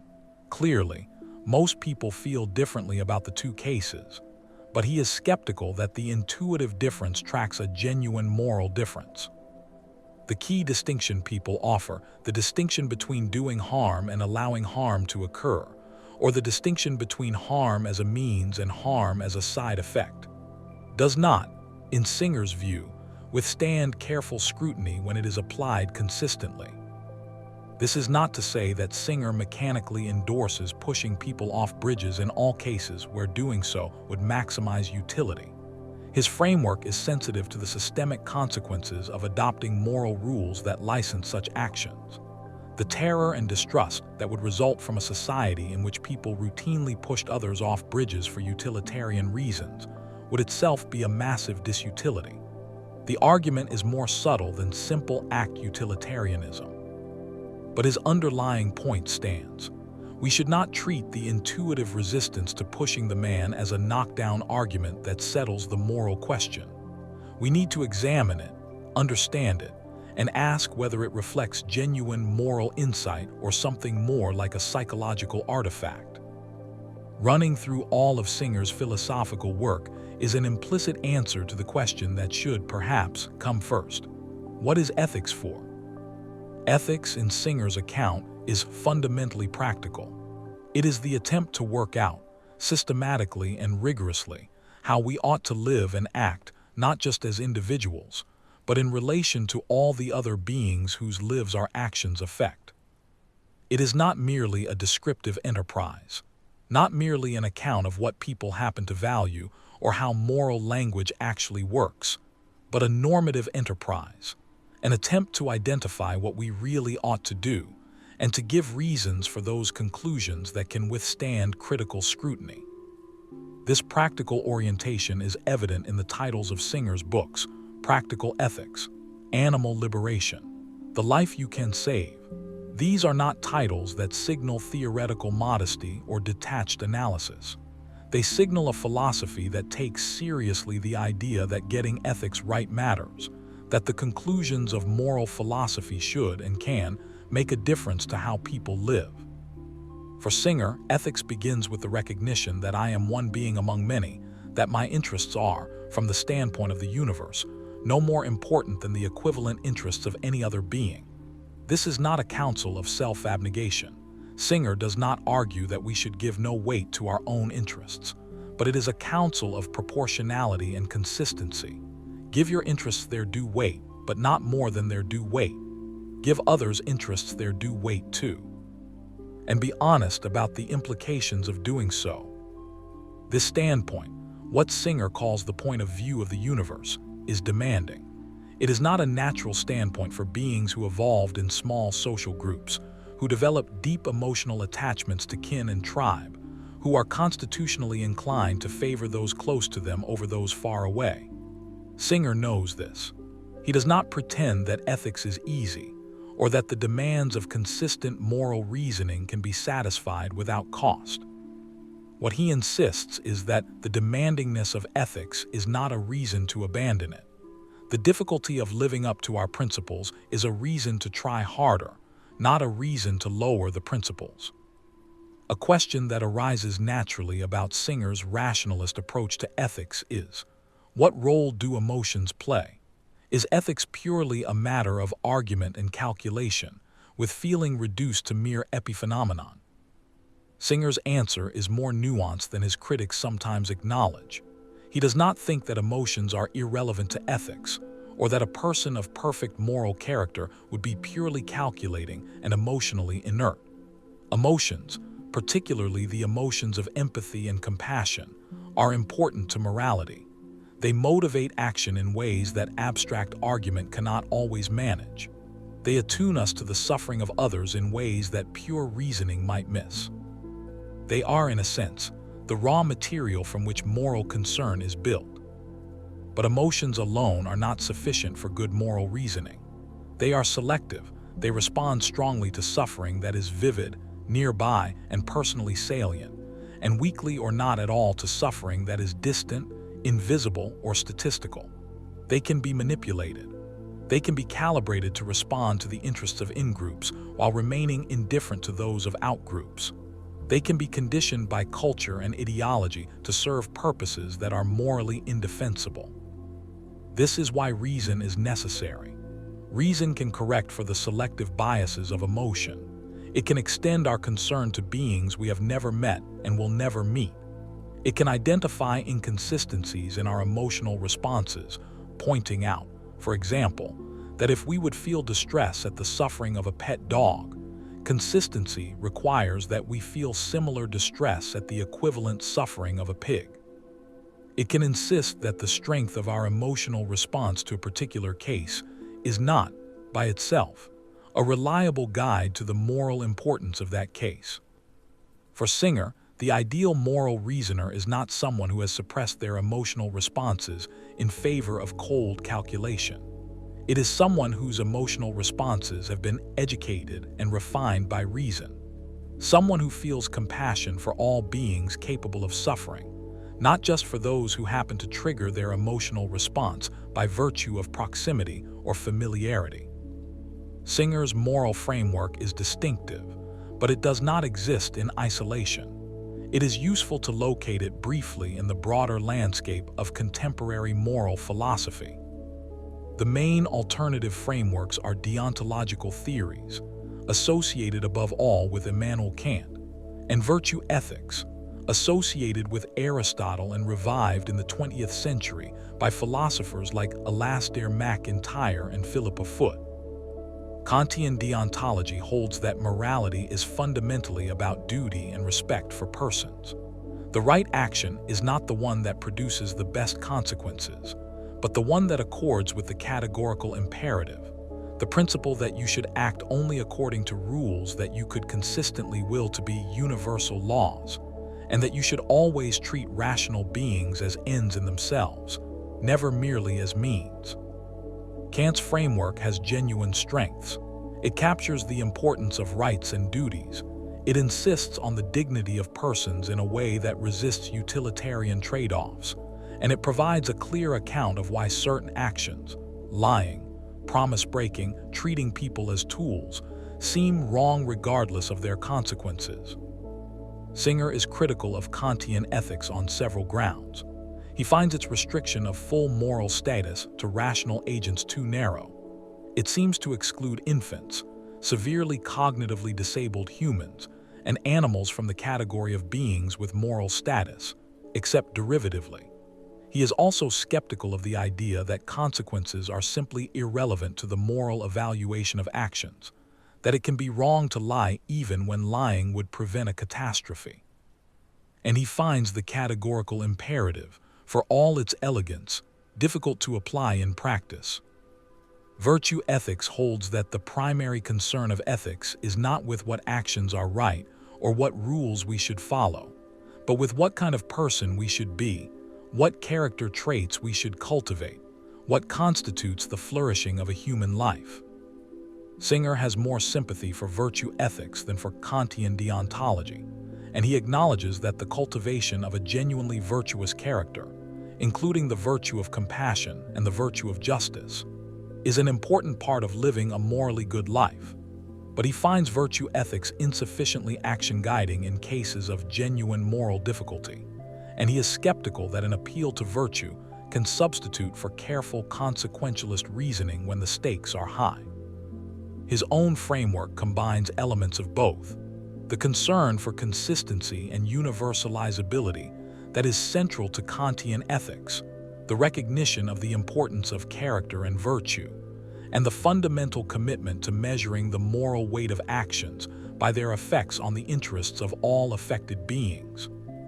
Perhaps the most common criticism of Singer's utilitarian framework, more common even than the specific objections to his applied conclusions, is the charge that it is cold, that it reduces the rich, particular texture of moral life to an abstraction, that it threatens to turn human beings into instruments of utility maximization, erasing the particular relationships, commitments, and attachments that give life its meaning. Bernard Williams, one of the most gifted moral philosophers of the 20th century and one of Singer's sharpest critics, argued that utilitarianism fails to respect what he called integrity, the deep commitments and projects that constitute a person's identity. The utilitarian demands that we always be willing to override our deepest commitments in favor of what will produce the best overall outcome. But our integrity, our sense of who we are, depends on the ability to hold certain commitments as not fully negotiable.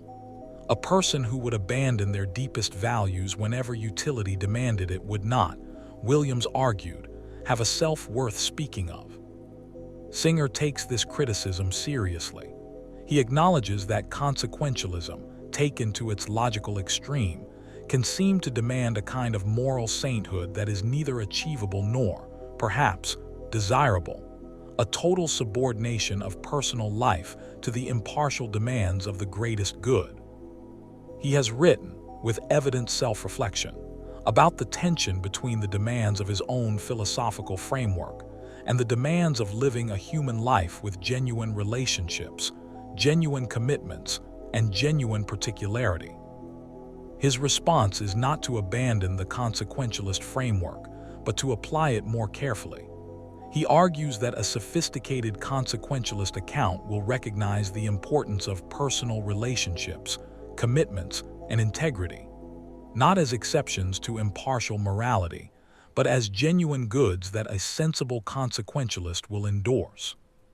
The person who maintains strong particular commitments and relationships is, in general, a more effective moral agent and a more genuinely good person than someone who attempts to live in a state of permanent impartiality. The two-level utilitarian account that Singer draws from Hare, distinguishing between the level of everyday moral thinking, where rules of thumb and personal commitments are appropriate, and the level of critical moral thinking, where we step back and evaluate those rules impartially, is his main resource for navigating this tension. Whether this response is fully satisfying is a question we will return to throughout this series. For now, the point is that Singer is not unaware of the tension. He has thought about it carefully, and his framework is more sophisticated than the cold calculation caricature suggests. We have covered a great deal of ground in this chapter. Let us draw it together. Peter Singer's moral philosophy rests on a small number of foundational commitments, each of which generates far-reaching implications. First, the capacity to suffer and to have preferences is the morally relevant criterion for membership in the community of moral concern. Not species, not intelligence, not social status, capacity to suffer. Second, moral reasoning requires consistency. We cannot give our own interests, or the interests of our group, special weight simply because they are ours. We must be willing to take the standpoint of all affected parties and to give their interests equal weight in our deliberations. Third, the right action is, in general, the one that best satisfies the preferences of all affected beings, the one that, taking into account the interests of everyone involved, produces the best overall outcome. These are not exotic or arbitrary commitments. They are, in significant measure, commitments that most people already endorse in principle. What Singer does is apply them consistently, and the consistency, as we shall discover chapter by chapter, generates conclusions that are anything but ordinary. In Chapter 3, we turn to the application that first made Singer famous, the moral status of animals, and the argument for what he called, in a phrase that changed the world, animal liberation. In 1975, a 30-year-old Australian philosopher published a book that was received, in most quarters, with a mixture of skepticism, irritation, and outright dismissal. The book argued that the billions of animals used each year in factory farms and research laboratories were victims of a moral wrong comparable, in its systematic character and its scale of suffering, to the great moral catastrophes of human history. It argued that most people were, in their daily habits of eating and consumption, participating in that wrong without knowing it, or without choosing to know it. And it argued that the philosophical defenses of that participation were not just weak but transparently incoherent, as incoherent, Singer contended, as the defenses that had once been offered for human slavery. The book was called Animal Liberation. It has never gone out of print. It has sold hundreds of thousands of copies in dozens of languages. It has been cited, credited, and sometimes bitterly resented as the founding document of the modern animal rights movement. And it contains, in compressed and lucid form, one of the most challenging arguments in the history of applied moral philosophy. In this chapter, we will work through that argument carefully.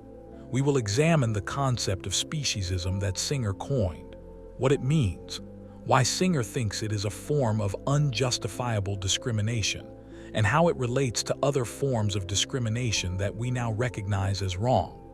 We will look at what Singer's argument actually requires of us and what it does not. And we will consider the response that his argument has generated, both from those who find it compelling and from those who find it deeply mistaken. The core argument of animal liberation can be stated quite briefly. It takes about 3 sentences. The rest of the book, and the rest of the philosophical literature on animal ethics, is, in large part, an attempt to evaluate those 3 sentences and to determine whether they can be resisted. Here is the argument.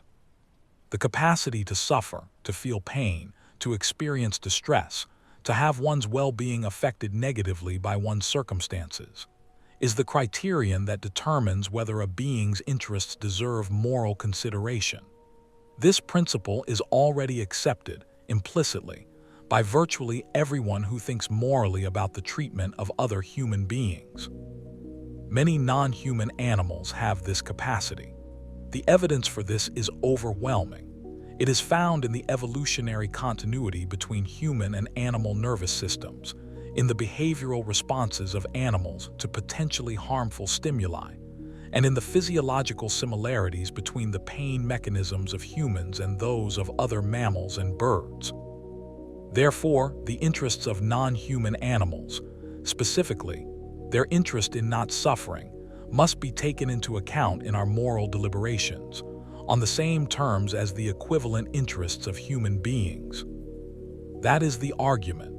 It is, in its logical structure, an application of the principle of equal consideration of interests that we examined in Chapter 2. It asks only that we apply consistently the principle we already accept, that suffering matters, and that the capacity to suffer is what makes a being's interests morally relevant. The challenge, Singer acknowledges, is that virtually everyone who hears this argument for the first time, while finding it logically difficult to resist, also finds it emotionally and practically extremely difficult to accept. To accept it fully is to conclude that the way most people in wealthy countries live, eating meat from factory-farmed animals, wearing leather and wool, supporting industries that conduct experiments on animals, is morally indefensible. That is not a comfortable conclusion. And the discomfort, Singer argues, is part of the point. The concept that Singer introduced to give this argument a name, the concept of speciesism, has become one of the most debated terms in contemporary moral philosophy. Singer defines speciesism as a prejudice or attitude of bias in favor of the interests of members of one's own species and against those of members of other species. It is, he argues, analogous to racism and sexism, a form of discrimination that gives special weight to certain interests, the interests of one's own group, on the basis of a morally arbitrary characteristic. The analogy to racism and sexism is the part of Singer's argument that generates the most resistance, and in his view, that is most important to understand correctly. He is not saying that animals are equal to humans in all respects, in intelligence, in creativity, in cultural achievement, in the complexity of their social lives. He is making a much more specific and limited claim, that equal suffering deserves equal consideration regardless of the species of the being that is suffering. The racist does not typically claim that all members of the favored race have superior intelligence in every respect. The sexist does not typically claim that all men are better at everything than all women. What makes racism and sexism morally wrong is not that they make factually incorrect claims about average abilities. It is that they use morally irrelevant characteristics, race, sex, to determine whose interests count and whose do not. Singer's claim about speciesism has the same structure. The question of whether a pig or a chicken suffers when confined to a factory farm, denied the ability to engage in natural behaviors, subjected to conditions of extreme overcrowding and deprivation. This is not a question about whether pigs and chickens have the same cognitive capacities as human beings. It is a question about whether they suffer. And the answer to that question, Singer argues, is clearly yes. The morally relevant question is not, is this being as intelligent as a human? Is it as socially complex? Does it have language? Does it have culture? Does it have a future-directed sense of self? The morally relevant question when we are considering whether to cause suffering is simply, can it suffer? And if the answer is yes, we need a morally relevant reason for causing that suffering, not merely a historical convention or a commercial interest. Singer's argument is not conducted purely at the level of abstraction. A substantial portion of Animal Liberation, a portion that shocked many readers in 1975 and still has the power to shock today, is a detailed account of what actually happens in the industrial production of animal products. This was, in many respects, the book's most radical move. Philosophy books do not typically contain detailed descriptions of how animals are raised and killed for food. Singer included this material deliberately because he understood that the power of the speciesism argument depends, in part, on people actually knowing what they are endorsing when they eat factory-farmed products. Most people do not know. The industrial food system is organized, in part, around ensuring that they do not know that the suffering it involves remains invisible, conducted in facilities far from cities, under legal protections that prevent the kind of documentation that might inform public opinion. What does actually happen?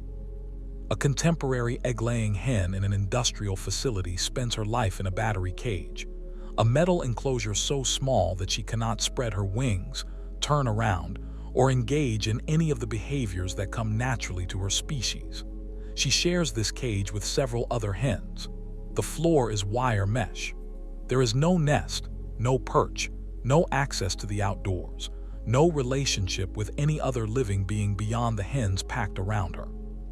She will live this way for roughly a year to 18 months, until her egg production declines sufficiently that she is no longer economically viable, at which point she will be slaughtered, often by methods that involve significant suffering.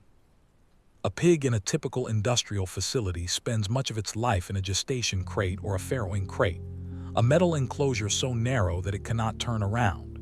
Pigs are highly intelligent animals. Their cognitive capacities, by most measures, exceed those of dogs and approach those of young children.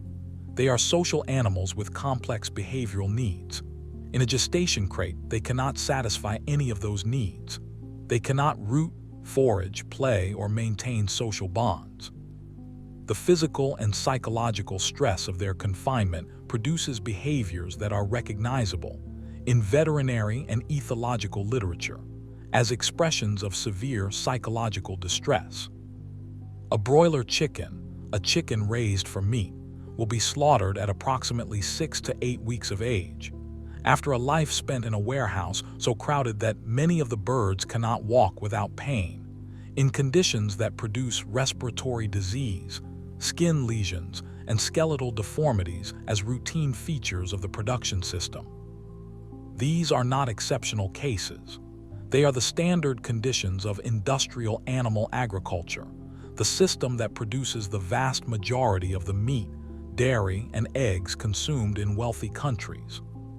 Singer's argument is not that these conditions are worse than what happens in other, less intensive forms of animal husbandry. His argument is more fundamental, that the infliction of suffering on a being capable of suffering requires justification, morally serious justification, and that the justification offered, we like the taste. It is economical, it is traditional, does not come close to meeting the standard that we would apply if the beings in question were human. Alongside his account of factory farming, Singer devotes substantial attention in Animal Liberation to the use of animals in scientific research, a use that, in the early 1970s, involved tens of millions of animals per year in the United States alone, and that has continued on a comparable scale, though with some improvements in welfare standards, to the present day. The range of procedures that animals are subjected to in research settings is vast.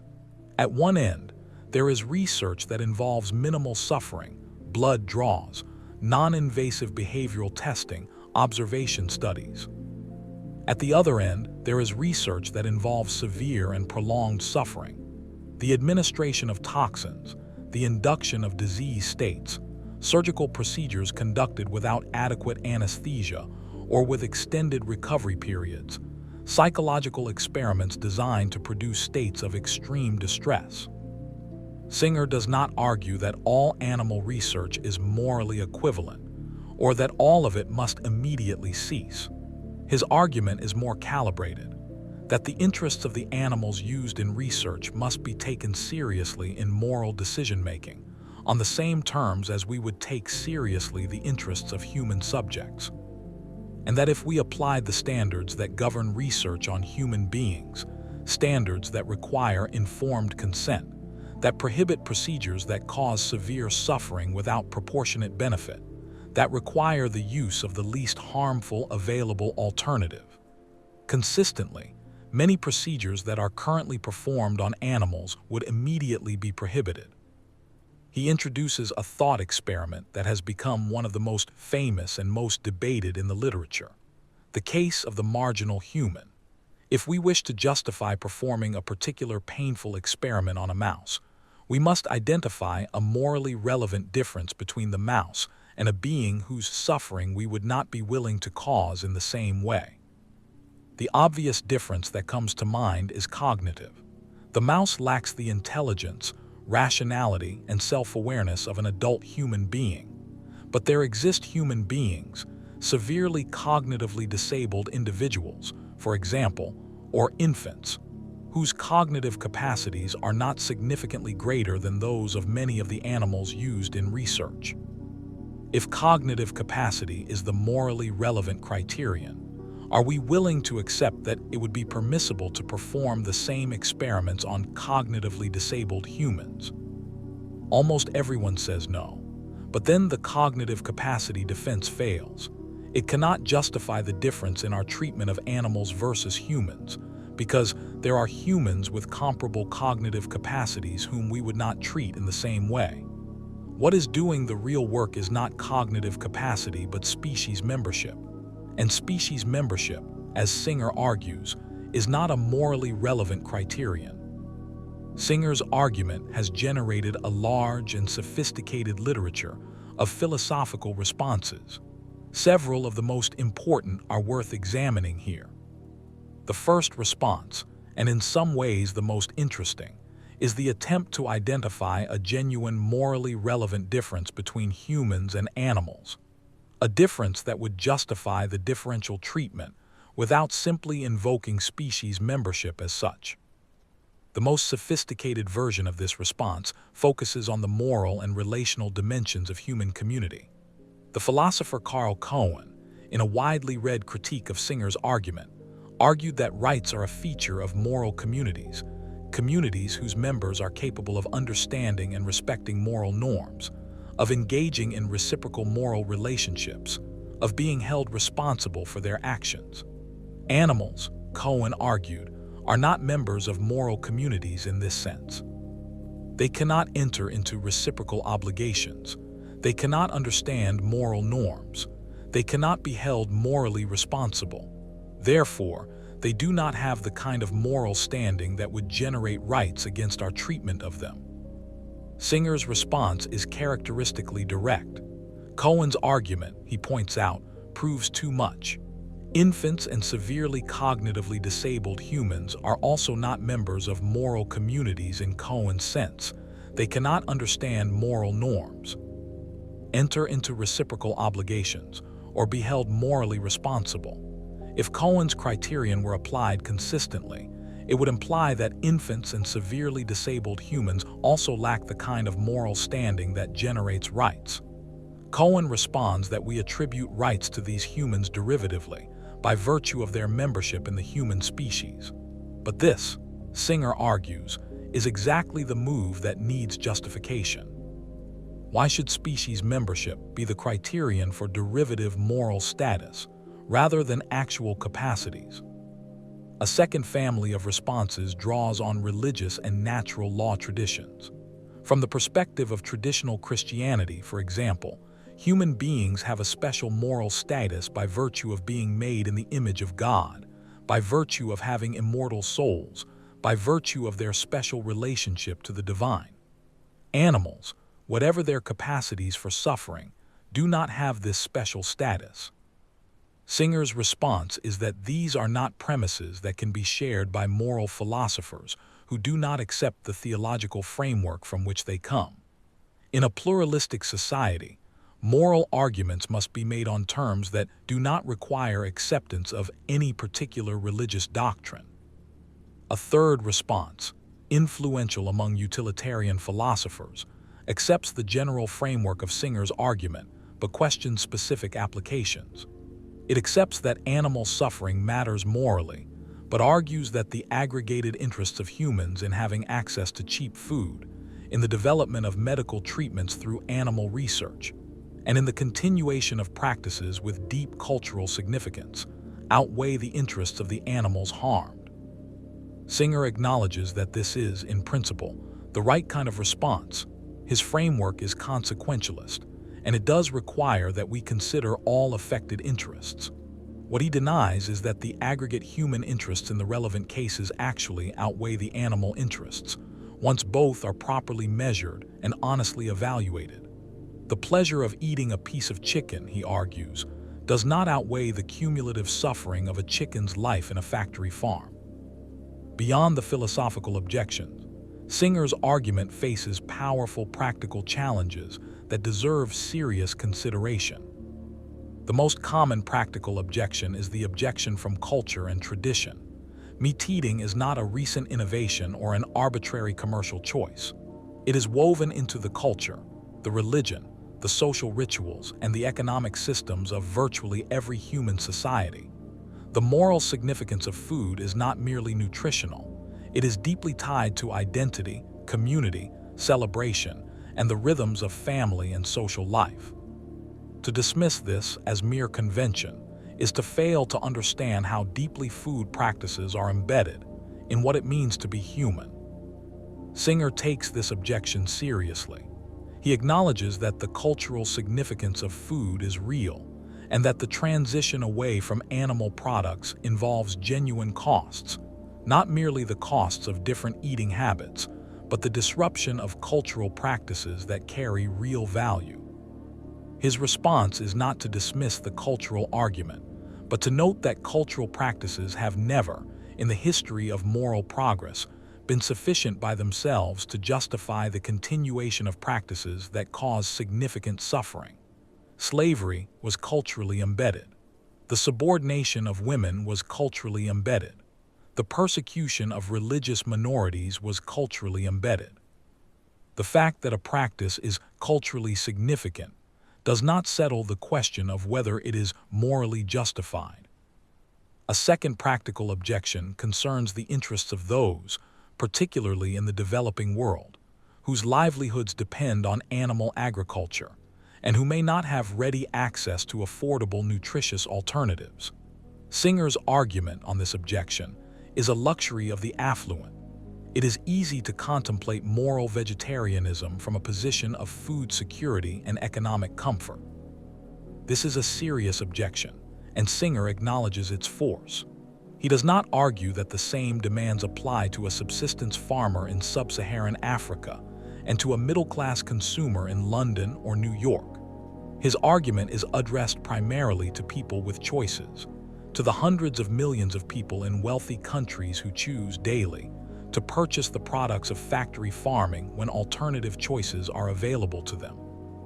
The existence of people for whom those choices are not available does not diminish the moral weight of the argument for those to whom they are. One of the most common misunderstandings of Singer's position is that it requires moral vegetarianism or veganism as an absolute principle. The actual structure of his argument is more nuanced. Singer is not arguing from an absolute prohibition on the killing or use of animals. He is arguing from the principle that animal suffering must be given equal moral weight to equivalent human suffering. This is a different claim. It does not automatically prohibit all uses of animals. It prohibits those uses that cause suffering that is not justified by the interests it serves. Uses where the costs to the animal are not outweighed by the benefits to humans and others. In practice, Singer argues, this principle does condemn the great majority of factory farming, because the suffering involved is severe and the benefits, primarily the lower cost of meat compared to more humanely raised alternatives, do not, in his assessment, justify it. It also condemns most animal research that involves severe suffering for the sake of trivial purposes, testing cosmetics, for example. But it does not, in principle, condemn all uses of animals for human benefit. Singer is also careful to acknowledge the gradient of moral concern within the animal kingdom. He does not argue that killing a mosquito is morally equivalent to killing a chimpanzee. The capacity for suffering varies across species. The nervous systems of insects are vastly simpler than those of mammals, and the evidence for rich subjective experience in insects is much weaker than it is for vertebrates. The principle of equal consideration of equal interests does not imply that all animals are equal. It implies that the equivalent suffering of animals whose capacity for suffering is equivalent deserves equivalent consideration. This is a position of considerable moral complexity, and it resists the caricature that Singer's argument leads to radical conclusions like placing the interests of mice above those of humans, or treating pest control as morally equivalent to murder. His framework is sensitive to the differences between beings. It simply insists that those differences be morally relevant ones, related to actual capacities and interests, rather than merely the difference of species membership. The philosophical argument of animal liberation would be historically significant if it had only generated a rich academic literature, but its impact went far beyond academic philosophy. The book, published in 1975, is widely credited with providing the intellectual foundation for the modern animal rights movement, a movement that, over the subsequent 5 decades, would transform the legal status of animals in many jurisdictions, generate the most significant animal welfare legislation in history, contribute to the dramatic growth of vegetarianism and veganism as mainstream lifestyle choices, and fundamentally change the terms of public debate about our relationship to the non-human world.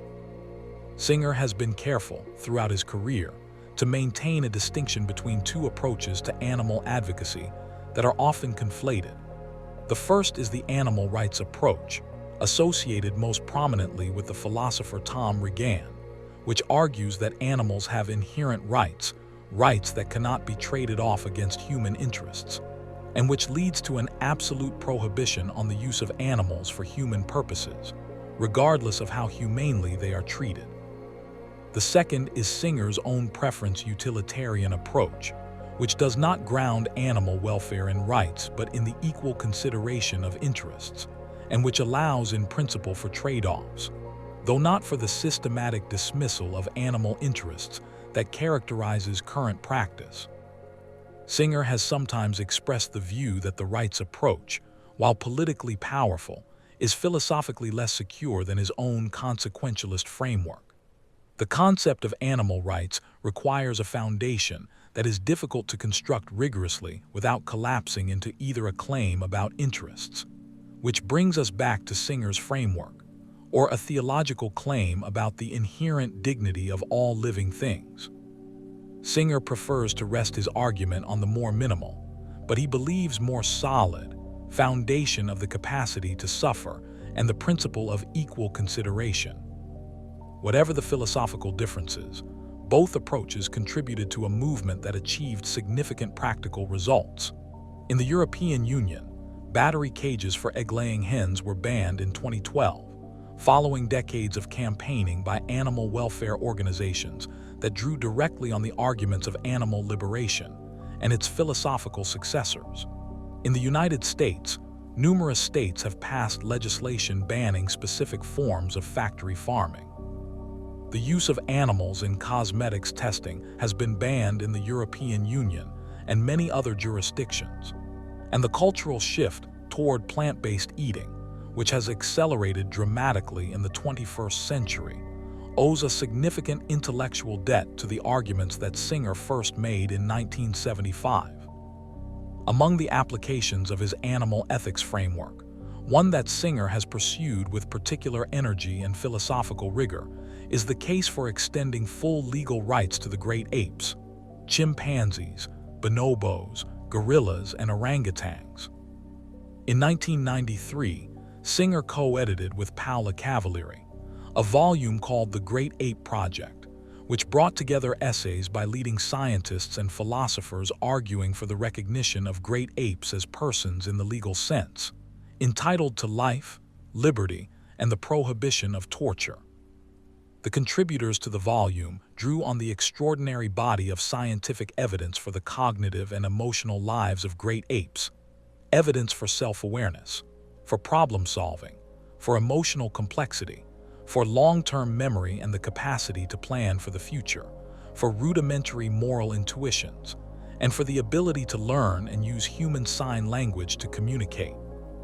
The case of the great apes is, in many ways, the most challenging application of Singer's principle of equal consideration. It is hard, in the face of the scientific evidence about chimpanzee cognition, to maintain that the interests of a chimpanzee in freedom, in social relationships, in continued existence, are so significantly less important than those of a human being that we are justified in confining chimpanzees to research facilities and zoos for our benefit. Singer does not claim that chimpanzees and humans are equal in all respects. He claims that chimpanzees have interests in freedom, in social bonds, in the absence of suffering and fear, that are sufficiently significant to generate very strong moral reasons against treating them as mere instruments for human purposes. And he notes that the gap between the cognitive and emotional lives of chimpanzees and those of some human beings, infants, severely cognitively disabled individuals, is smaller than the gap between the cognitive and emotional lives of those human beings and neurotypical adults. The Great Ape Project generated considerable discussion and modest practical results. Spain passed legislation in 2008 extending some legal protections to great apes. New Zealand passed similar legislation. In the United States, the National Institutes of Health announced in 2013 that it would phase out the use of chimpanzees in medical research, a decision that reflected, in part, the changing moral climate that books like Animal Liberation and projects like the Great Ape Project had helped to create. Let us consider, for a moment, the sheer scale of what Singer's argument is asking us to confront. In the United States alone, approximately 10 billion land animals are raised and slaughtered for food each year. Globally, the figure is approximately 70 to 80 billion land animals, not including the hundreds of billions of fish killed annually. The vast majority of these animals are raised in conditions of industrial confinement that, on any honest account, cause significant suffering.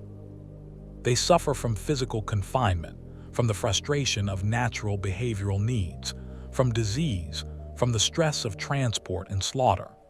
They suffer, in short, in ways that we would recognize immediately as suffering if we were willing to look.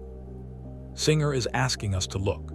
He is asking us to take seriously the fact that the scale of suffering involved in the industrial food system is almost inconceivably large, that the number of animals suffering at any given moment, in factory farms and research facilities and transport vehicles around the world, dwarfs the number of human beings who are suffering from poverty, conflict, and natural disaster. He is not asking us to conclude that animal suffering is more important than human suffering. He is asking us to recognize that the scale of the former is so large, and the moral weight of it so significant, that the failure to take it seriously is one of the greatest moral failures of our civilization. This is a confronting claim. It is meant to be confronting. Singer believes and has always believed that philosophy is most useful not when it provides comfort, but when it challenges us to take seriously what we would prefer to ignore. We arrive at the end of this chapter with a question that can be stated simply, even if it cannot be answered simply. Are Singer's conclusions about animals correct? The argument for them is, at its core, straightforward and difficult to resist on purely logical grounds. Suffering matters. Many animals can suffer. Consistency requires that we give their suffering equal consideration to equivalent human suffering. Industrial animal agriculture and most animal research cause enormous suffering that is not adequately justified by the benefits it produces. Therefore, industrial animal agriculture and most animal research are morally wrong. The resistance to this argument is real, and some of it is philosophically serious. We have examined several of the most important objections in this chapter, but Singer's observation about the analogies to other forms of discrimination deserves to be taken seriously. The objections to including animals in the moral circle: they lack rationality, they lack language, they are not members of our community, bear a troubling resemblance to the objections that were once offered to including women, members of other races, and people with disabilities in the moral circle. In retrospect, those objections reflected not genuine moral insight, but the interests and prejudices of those who offered them. Whether the same is true of our current attitudes toward animals is a question that each person must answer for themselves. What Singer insists on is that they must actually answer it, that the comfort of unconsidered convention is not available to those who claim to take moral reasoning seriously. In the next chapter, we turn to the argument that has generated the second great wave of controversy in Singer's career: the claim that the affluent have demanding moral obligations to the global poor, obligations that most of us are far from meeting. Imagine you are walking to work one morning, wearing clothes that cost several $100s, carrying a bag worth more. You pass a shallow pond. In the pond, you can see a small child, face down, clearly drowning. No one else is nearby. You could wade in and save the child easily. The water is only knee-deep. The only cost to you would be your clothes and your time. Do you have a moral obligation to save the child?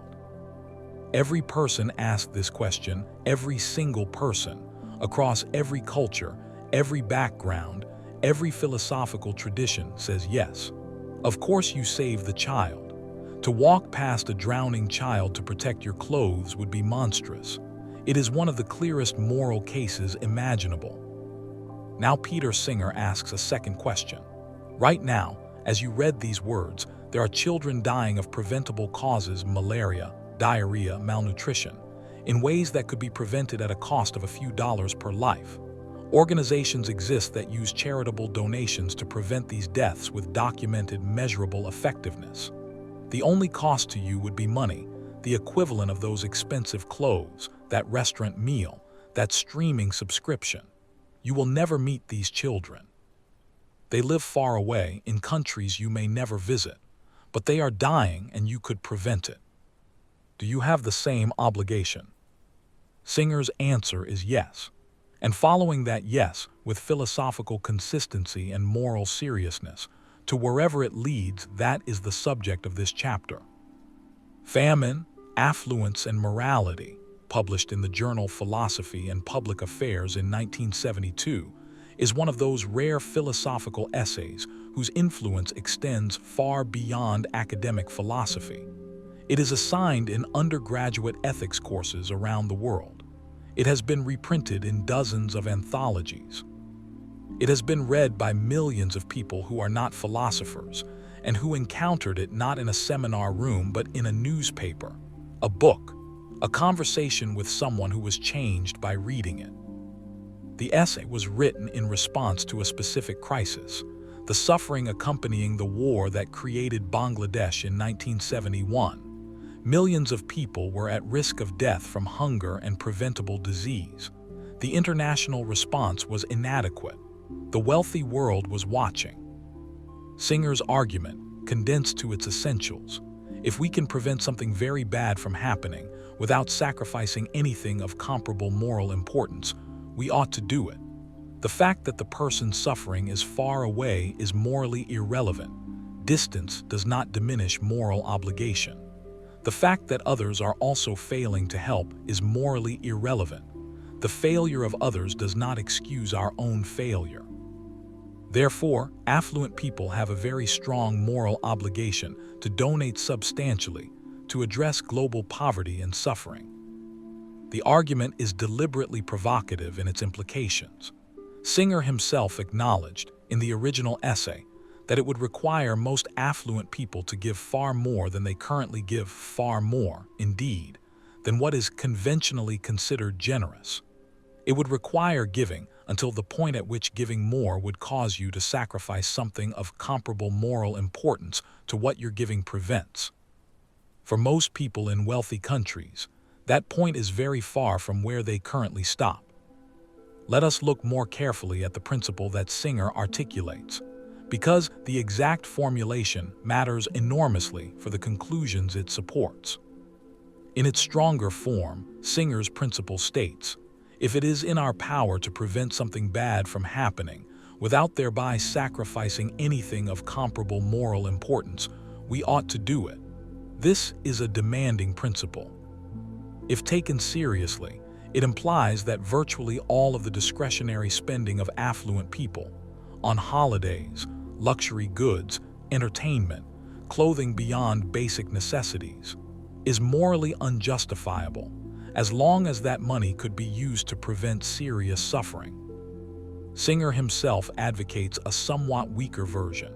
If it is in our power to prevent something bad from happening, without thereby sacrificing anything of significant moral importance, we ought to do it. This is still demanding, but it allows for the reasonable satisfaction of one's own preferences and needs before the demands of global giving take full effect.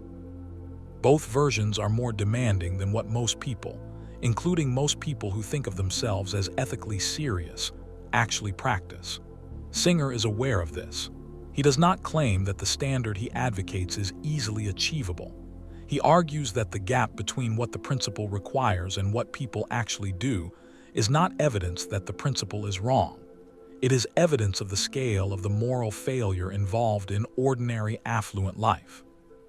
This conclusion is uncomfortable enough that most people, on first encountering it, look for a way out. And there are several principled objections that deserve examination. The most common objection is the demandingness objection. Morality cannot be so demanding. A moral theory that requires us to sacrifice virtually all of our discretionary spending to help strangers is too demanding to be a plausible account of moral obligation. It leaves no room for the personal projects, relationships, and pursuits that give life its meaning. This objection has genuine force, and Singer takes it seriously. His response has evolved over the decades. In his earlier work, he was relatively dismissive of the demandingness objection. He acknowledged that the principle was demanding, but argued that the fact that a moral principle is demanding does not make it false. If morality is demanding, then morality is demanding, and we must try to live up to it. In his later work, particularly in The Life You Can Save, Singer moderates this position.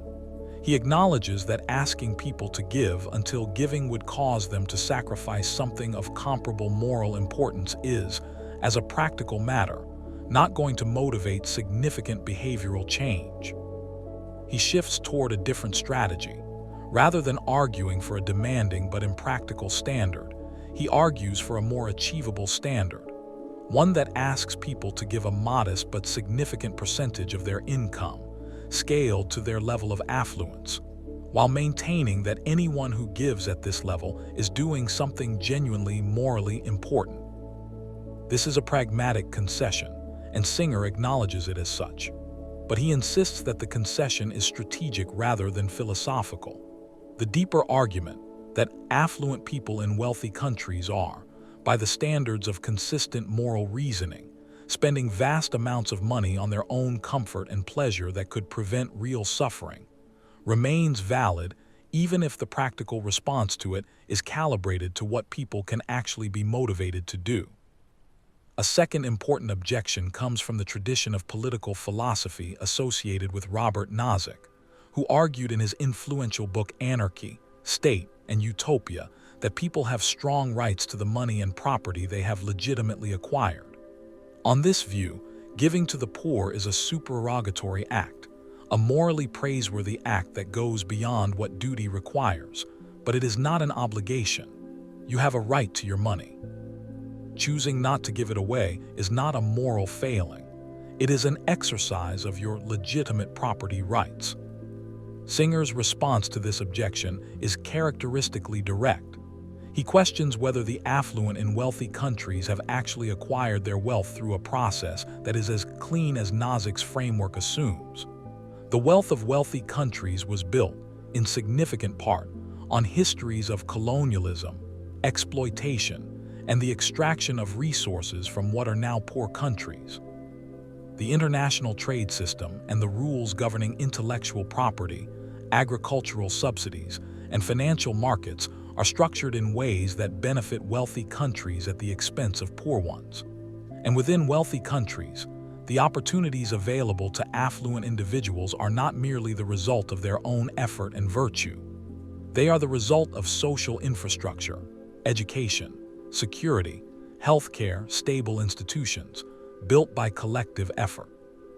Even if one grants Nozick's framework, Singer argues, the claim that the affluent have rights to keep their wealth that override the interests of dying children requires a confidence about the clean legitimacy of that wealth's acquisition that is very hard to sustain in the light of history. Singer's arguments about global poverty did not remain confined to philosophical journals. They became, in the 21st century, the intellectual foundation of one of the most significant and controversial moral movements in recent memory, effective altruism. Effective altruism began as a practical application of a simple idea. If we are going to help others, we should try to help them as much as possible. Given limited resources, limited money, limited time, we should direct those resources toward the interventions that produce the greatest reduction in suffering per unit of resource expended. This is a straightforwardly consequentialist idea, and its connection to Singer's framework is direct and acknowledged. The movement has several distinctive features. It is committed to rigorous evaluation of the impact of charitable interventions, to moving beyond the feel-good metrics of conventional charity, how much money was spent, how many meals were served, toward measures of actual impact, how many deaths were prevented, how many years of healthy life were added. It has generated organizations like GiveWell, which conducts systematic evaluations of charitable effectiveness, and has directed enormous sums toward interventions like the distribution of anti-malarial bed nets, oral rehydration therapy, and vitamin supplementation, interventions whose effectiveness is documented, replicable, and large. Singer has been one of the most prominent intellectual sponsors of the effective altruism movement. His book, The Life You Can Save, and the organization of the same name that emerged from it, is a central node in the effective altruism ecosystem. He has spoken repeatedly at effective altruism events, engaged with the theoretical debates within the movement, and updated his own positions in response to the research the movement has generated. The movement has also generated significant criticism. Some critics argue that its technocratic focus on measurable impact neglects the importance of addressing the structural causes of poverty, that giving bed nets is less important than changing the trade rules and governance structures that keep poor countries poor. Others argue that effective altruism, in its more recent manifestations, particularly its engagement with long-termism, the idea that we should prioritize the welfare of future generations, has drifted away from its origins in the concrete, near-term reduction of suffering and toward speculative claims about the risks of artificial intelligence and the importance of ensuring humanity's long-term future. These criticisms are serious, and we will return to them. What cannot be denied is the movement's impact.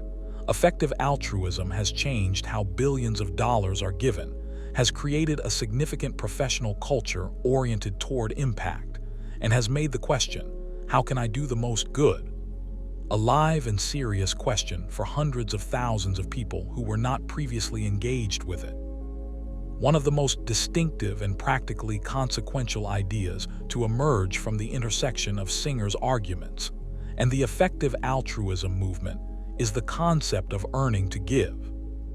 The idea is simple. If the moral obligation of the affluent is to prevent suffering with their resources, then one of the most significant moral decisions a young person can make is the choice of career. Not from the perspective of what career is most fulfilling or most socially respected, but from the perspective of what career will generate the most resources to give and the most impact through those resources. On this analysis, A highly intelligent person who might become a teacher or a nonprofit worker might actually do more good by becoming an investment banker or a software engineer, and donating a large fraction of their income to effective charities. The charitable donations might prevent more suffering than the direct good done by the nonprofit work, if the charities are sufficiently effective. This argument is genuinely radical, and it has influenced the career choices of many young people who have encountered Singer's work or the effective altruism movement. It has also generated criticism. Critics argue that it ignores the systemic effects of having highly intelligent, ethically motivated people in different sectors of society.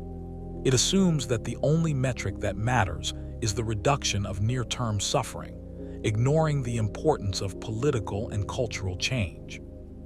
And it creates a kind of moral arithmetic that can distort the lives of those who take it seriously, reducing the rich question of how to live a good life to a calculation about marginal productivity in suffering reduction. Singer's response is characteristic. The earning to give argument is one consideration among many, not an algorithm for life. He has never argued that everyone should become a banker and donate the proceeds. He has argued that the question of how to do the most good should be taken seriously, and that the answer may sometimes be surprising, including sometimes the answer that the most good is done by generating resources to donate, rather than by working directly in the nonprofit sector. One of the most psychologically interesting aspects of Singer's work on global poverty is his engagement with what psychologists have documented as a fundamental asymmetry in human moral psychology. We are moved much more by the suffering of identified individuals than by the suffering of statistical populations. The psychologist Paul Slovic has documented this asymmetry in detail. People respond generously to an appeal on behalf of a single identified child, a child with a name, a photograph, a story. They respond much less generously to an appeal on behalf of millions of unidentified children facing the same risk. Counterintuitively, adding a second identified child to the appeal sometimes reduces giving, rather than increasing it. And presenting statistical information about the scale of the problem, the millions at risk, can actually reduce generosity compared to presenting just the single identified case. This is a disturbing finding, and Singer draws on it in his advocacy. He argues that the identified victim effect is a cognitive bias, a feature of our emotional and attentional systems that was adaptive in the small group environments in which our species evolved, but that leads us systematically astray in the large-scale, statistically complex moral environment we actually inhabit. A child dying of malaria in Uganda is not less real, not less deserving of our concern, because we do not know her name or see her face. The anonymity of statistical suffering is a product of our cognitive limitations, not of any difference in moral significance. At the same time, Singer is sensitive to the importance of the emotional response that identified cases generate. The drowning child thought experiment works precisely because it makes the suffering vivid and individual. It engages the emotional response that statistics cannot. Singer's skill as a moral philosopher and advocate lies, in part, in his ability to use individual cases and vivid examples to make accessible the moral significance of what is, in reality, a large-scale statistical phenomenon.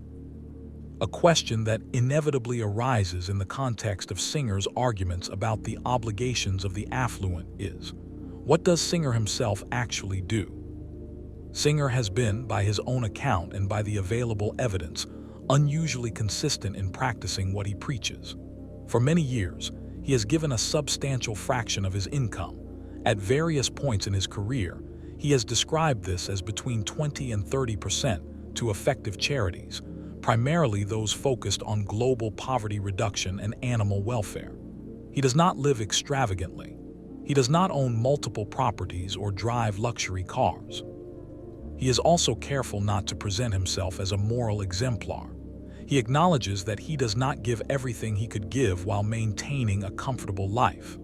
He acknowledges that he enjoys certain pleasures, good food, travel, the company of friends, that could, in principle, be foregone in favor of more giving. He does not claim to live up perfectly to the demanding principle he articulates. What he claims, and what his practice demonstrates, is that it is possible to give significantly more than most affluent people give without making one's life miserable or impoverished, and that the case for doing so is compelling. Singer's focus on individual giving has sometimes been criticized for neglecting the structural dimensions of global poverty. Critics from the development economics literature and the political philosophy literature argue that the question of what individuals should give is less important than the question of how the global economic system should be structured. That the real work of global poverty reduction is done by changes in trade rules, debt relief, governance reform, and the redistribution of global economic power, not by the charitable donations of affluent individuals. Thomas Pogge, a philosopher whose work is closely related to Singer's in its concern for global poverty, but different in its philosophical structure, argues that affluent people in wealthy countries are not merely failing to help the global poor. They are actively harming them through their support for and participation in a global institutional order that systematically disadvantages poor countries. On Pogge's account, the moral obligation of affluent people is not primarily one of charity, but of justice, of stopping the harm they are doing through their political and economic participation. Singer takes Pogge's argument seriously and finds significant force in it. He acknowledges that individual charitable giving, however generous, cannot substitute for structural change in the global economic system. He endorses the political and policy dimensions of the response to global poverty, advocacy for better trade rules, for debt relief, for increased and better directed official aid. But he also resists the implication that the existence of structural solutions excuses the individual from acting on the resources they currently have. Structural change is important. It is also slow and uncertain. In the meantime, children are dying of preventable causes. In the meantime, effective interventions exist. In the meantime, individual giving matters. Singer's arguments about global poverty present the audience for this film with a challenge that is, in some ways, more immediately personal than any of his other arguments. The argument about animals requires a change in consumption habits. The argument about global poverty requires something different. It requires a confrontation with the moral significance of how we spend the money we have already earned. Most affluent people in wealthy countries spend money on things they do not need, on things that give them pleasure, comfort, and enjoyment, but that are not necessities, and that could, instead, be used to prevent real suffering and preventable death. Singer is not saying this is easy to change. He is saying that the moral logic of why we should change it is compelling, and that the failure to engage with that logic is itself a moral failure. The drowning child thought experiment does its work precisely because it cuts through the rationalizations, the distance, the statistics, the sense that someone else will help, the feeling that one's own contribution is too small to matter. It confronts us with the stark, simple structure of the moral situation. Someone is suffering, you could help, and the only question is whether you will. In the next chapter, we enter territory that Singer himself has acknowledged is among the most philosophically complex and personally challenging of his career. His arguments about the beginning and end of human life, about infanticide, euthanasia, and the philosophical foundations of the sanctity of life. Of all the territories that Peter Singer's philosophy has entered, none has generated more heat, more protest, and more genuine moral anguish than his arguments about the beginning and end of human life. He has argued carefully in detail, with philosophical rigor, that the killing of a severely disabled newborn infant is not necessarily morally equivalent to the killing of a person, and that in some circumstances it might be morally permissible. He has argued that voluntary euthanasia, The ending of a terminally ill person's life at their own informed request is morally justified and should be legally permitted. He has argued more broadly that the principle of the sanctity of human life, the principle that every human life at every stage is of infinite and equal value, is philosophically indefensible, and that its abandonment is a precondition for honest moral reasoning about some of the most important decisions that human beings and societies must make. These arguments have made Singer a figure of intense controversy, not merely in academic philosophy, but in public life. When he was appointed to Princeton in 1999, disability rights advocates organized sustained protests. In Germany and Austria, where the memory of the Nazi euthanasia program remains a living wound, his lectures have been canceled and disrupted. He has received death threats.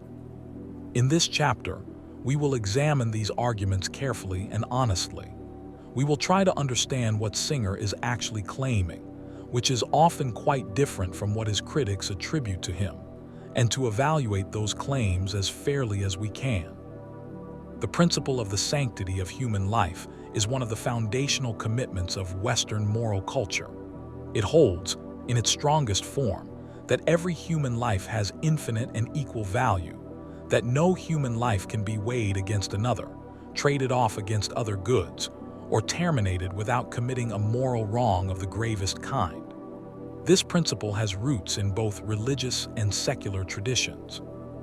In the Christian tradition, it derives from the belief that all human beings are created in the image of God and possess immortal souls. In secular liberal tradition, it is expressed in the concept of inviolable human rights, rights that cannot be overridden by calculations of social utility. Singer does not dismiss this principle. He takes it seriously as an expression of a genuine and important moral concern, the concern to protect the most vulnerable members of human society from being sacrificed for the convenience of others. This concern is real, and the history of what has happened when it has been abandoned, above all, the history of the Nazi euthanasia program, gives it an urgency and a weight that should not be minimized. But Singer argues that the principle of the sanctity of human life, as traditionally formulated, is philosophically unsustainable, and that its unsustainability leads to serious problems, both theoretical and practical, in our reasoning about medicine, death, and disability. The fundamental problem is that the principle, as usually stated, is species-specific. It holds that all human lives are of infinite value, not that all lives capable of a certain level of subjective experience are of infinite value, or that all persons are of infinite value. This means that a fertilized human egg has the same moral status as an adult human being, since both are biologically members of the human species. And it means that a human being in a permanent vegetative state, with no conscious experience whatever, no preferences, no relationships, no capacity for any form of well-being, has the same moral status as a healthy adult. Neither of these implications, Singer argues, can be sustained by any morally defensible principle. The claim that a fertilized egg has the same moral status as an adult human being is inconsistent with the considered moral judgments of virtually everyone, including many of those who officially endorse the sanctity of life principle. The claim that a human being in a permanent vegetative state must be kept alive indefinitely, regardless of the costs and regardless of what they would have wanted, conflicts with both our intuitions and the actual practice of medicine in most countries. Singer's alternative to the sanctity of life principle is built around a different concept, personhood. A person, in the morally relevant sense, is a being that possesses certain capacities, self-awareness, rationality, the ability to have and act on preferences, the sense of oneself as a being persisting through time. These capacities, Singer argues, are what ground the strongest moral status, the status that generates the most powerful moral reasons against ending a life. This concept of personhood is not Singer's invention. It draws on a long philosophical tradition, including the work of John Locke, who identified persons with the continuity of consciousness and memory, Immanuel Kant, who grounded moral status in rational agency, and the contemporary philosopher Michael Tooley, who developed a detailed account of the right to life as dependent on the capacity for self-consciousness. The implications of this concept for the specific cases Singer addresses are significant. On infanticide, a newborn infant does not yet possess the capacities that constitute personhood in the morally relevant sense. A newborn has no sense of itself as a being persisting through time, no future-directed preferences, no biographical life in the morally relevant sense. This does not mean that the interests of a newborn infant deserve no moral consideration. The infant can suffer, and that suffering matters. But it does mean that the wrong involved in ending the life of a newborn infant, before it has developed into a person, is not necessarily the same as the wrong involved in ending the life of a person. Singer is careful to specify the circumstances under which he argues that the ending of a newborn's life might be morally permissible. Cases involving severe disability with minimal prospects for meaningful experience. Cases where the parents are fully informed and fully consent. Cases where the decision is made thoughtfully and not hastily. He explicitly rejects the Nazi analogy.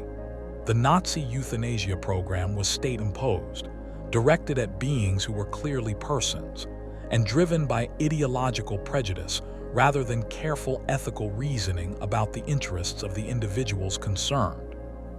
Nevertheless, the argument has generated profound, and in many cases, deeply personal opposition. Disability rights advocates argue that Singer's position implies that lives like theirs, lives with disability, are worth less than typical human lives, that his framework licenses the devaluation of people with disabilities. This objection is serious, and we will examine it carefully. The disability rights movement's critique of Singer is one of the most philosophically serious challenges his work has faced. It comes not from religious conservatism or philosophical confusion, but from a community of people with direct personal experience of disability and a sophisticated understanding of how arguments about the value of lives affect the treatment of real people.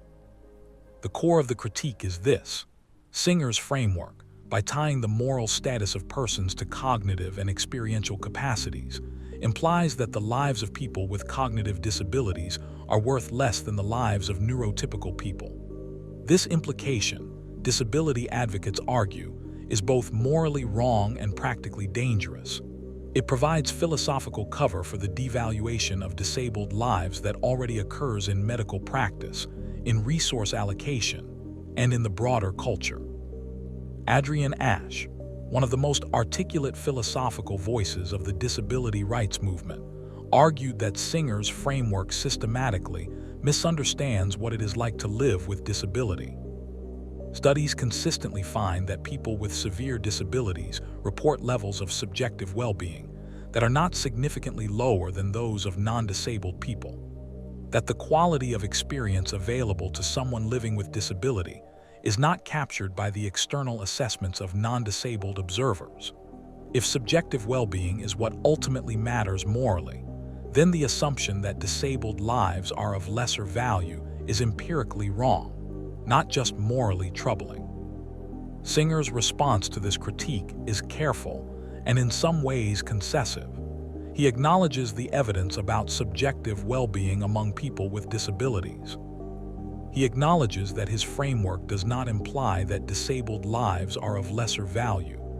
It implies that a life with a certain level of conscious experience has a certain kind of moral status, and that the relevant assessment must be based on the actual experience of the individual, not on external assumptions about what that experience must be like. He acknowledges that the history of abuse of arguments about the value of disabled lives gives disability advocates good reason to be vigilant. What he does not concede is that the argument is wrong. The cases he is concerned with, infants with conditions so severe that any meaningful subjective experience is impossible, or people in permanent vegetative states, are not the cases that disability advocates describe.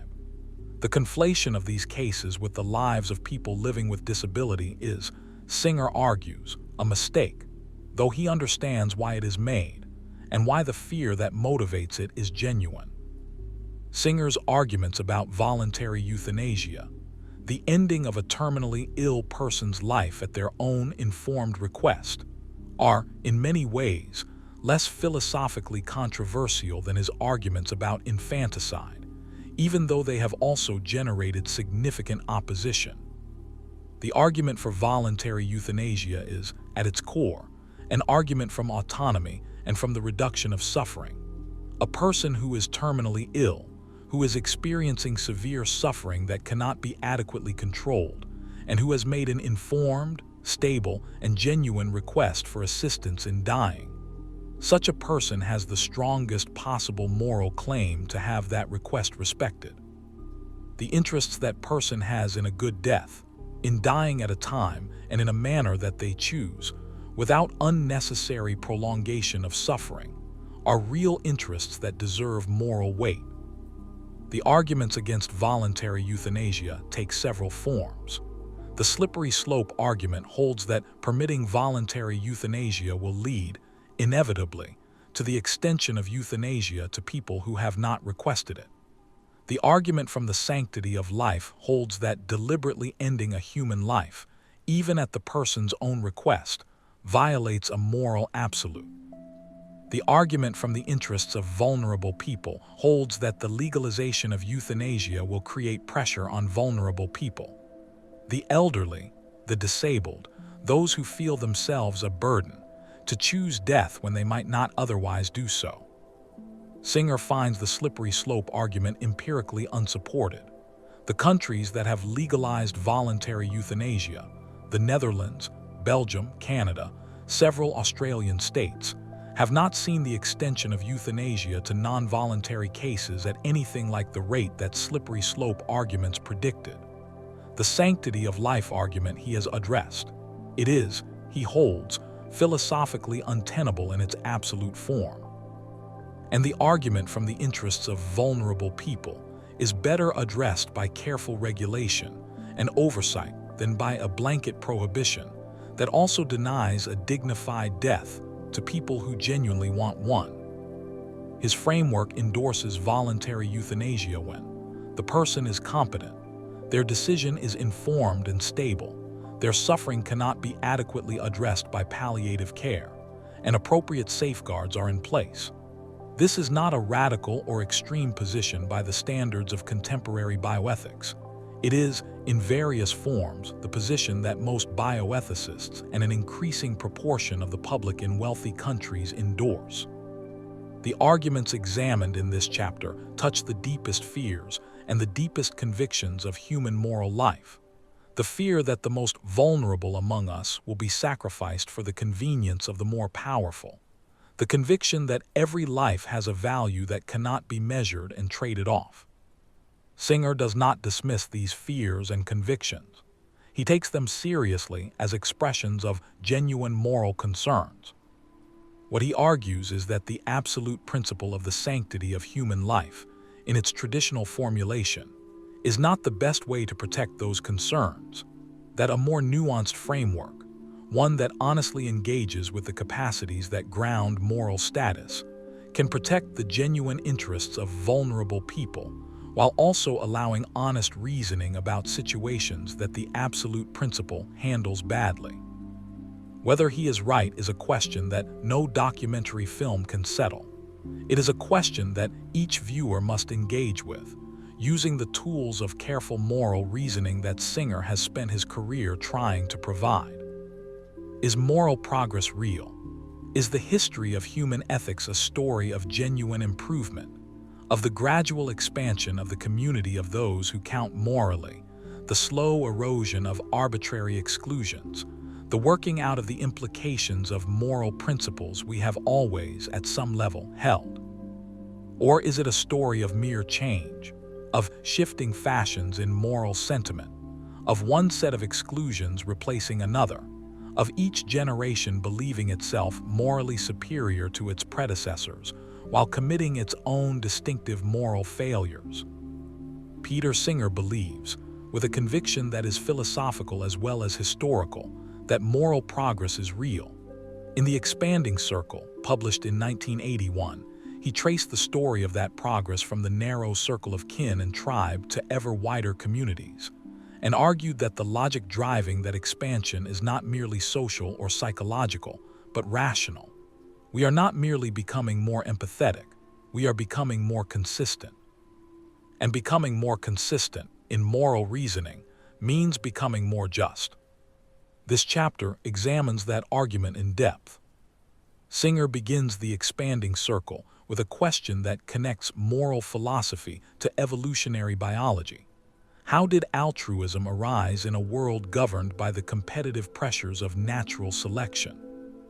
The standard Darwinian answer, refined by mid-20th century population genetics, is that altruism among organisms evolves through two main mechanisms: kin selection and reciprocal altruism. Kin selection explains why organisms will sacrifice their own reproductive interests for the benefit of close relatives. Because those relatives share a significant proportion of their genes, helping them is a way of propagating one's own genetic material. Reciprocal altruism explains cooperation among non-relatives. If organisms repeatedly interact with the same individuals, helping others at some cost to oneself can be advantageous if those others are likely to reciprocate. These mechanisms explain how altruism, concern for others, could evolve in a world governed by competitive pressures. But they also set limits. The altruism that evolves through kin selection and reciprocal altruism is restricted, by its nature, to those with whom one has genetic or reciprocal relationships. The in-group is small. Concern for the out-group, from a purely evolutionary perspective, is not what natural selection selects for. Singer's argument takes this evolutionary account as its starting point, and then asks, once the capacity for reason develops sufficiently, does it remain constrained by the limits that evolution set for the original altruistic impulses? His answer is no, and this is the central claim of The Expanding Circle. The capacity for reason, Singer argues, has an inherent tendency to expand the scope of moral concern beyond the limits that evolution set. This is because reason operates by principles, and principles, by their nature, generalize. Once you accept that the suffering of your kin matters morally, reason asks, why? What is it about suffering that makes it matter? And if suffering matters because of its intrinsic character, because of the negative quality of the experience, from the perspective of the being that has it, then there is no principled reason to restrict that concern to kin. The application of reason to moral questions, Singer argues, inevitably presses toward impartiality, toward giving equal consideration to the equal interests of all affected beings, regardless of their relationship to the agent. This is not a process that any individual or society undertakes deliberately or completely.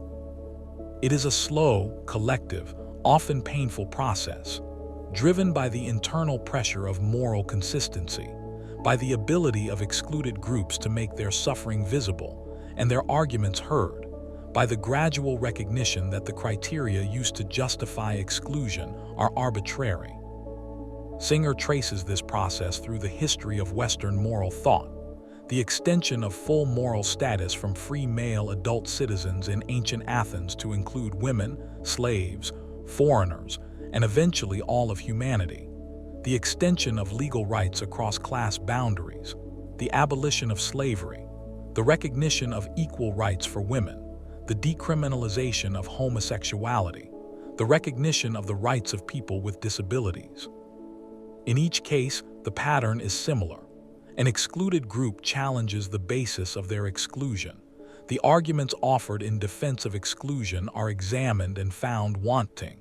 The circle of moral concern expands. Singer is not claiming that this expansion has been smooth, or that it has proceeded without resistance, or that it is complete.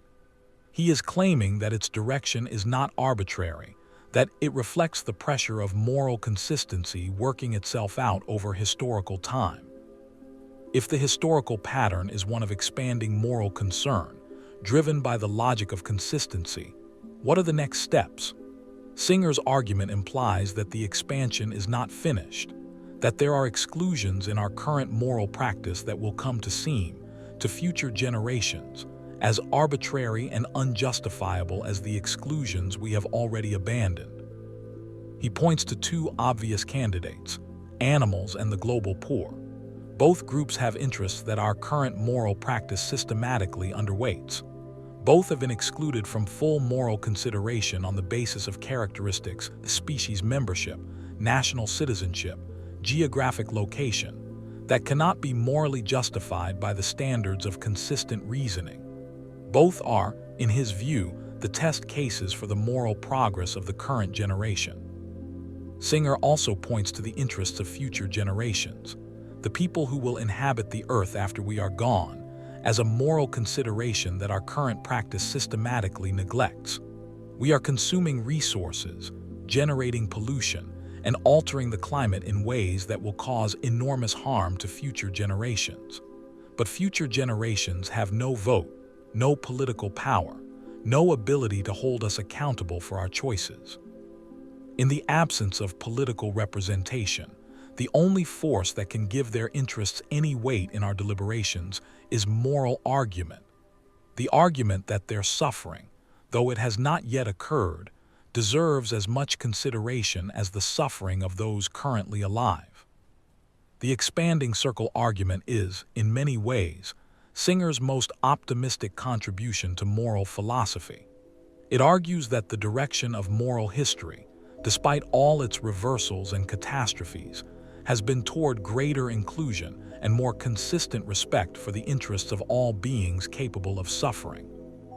And it argues that this direction is not accidental, that it reflects something real about the nature of moral reasoning and about the long-term consequences of applying that reasoning honestly.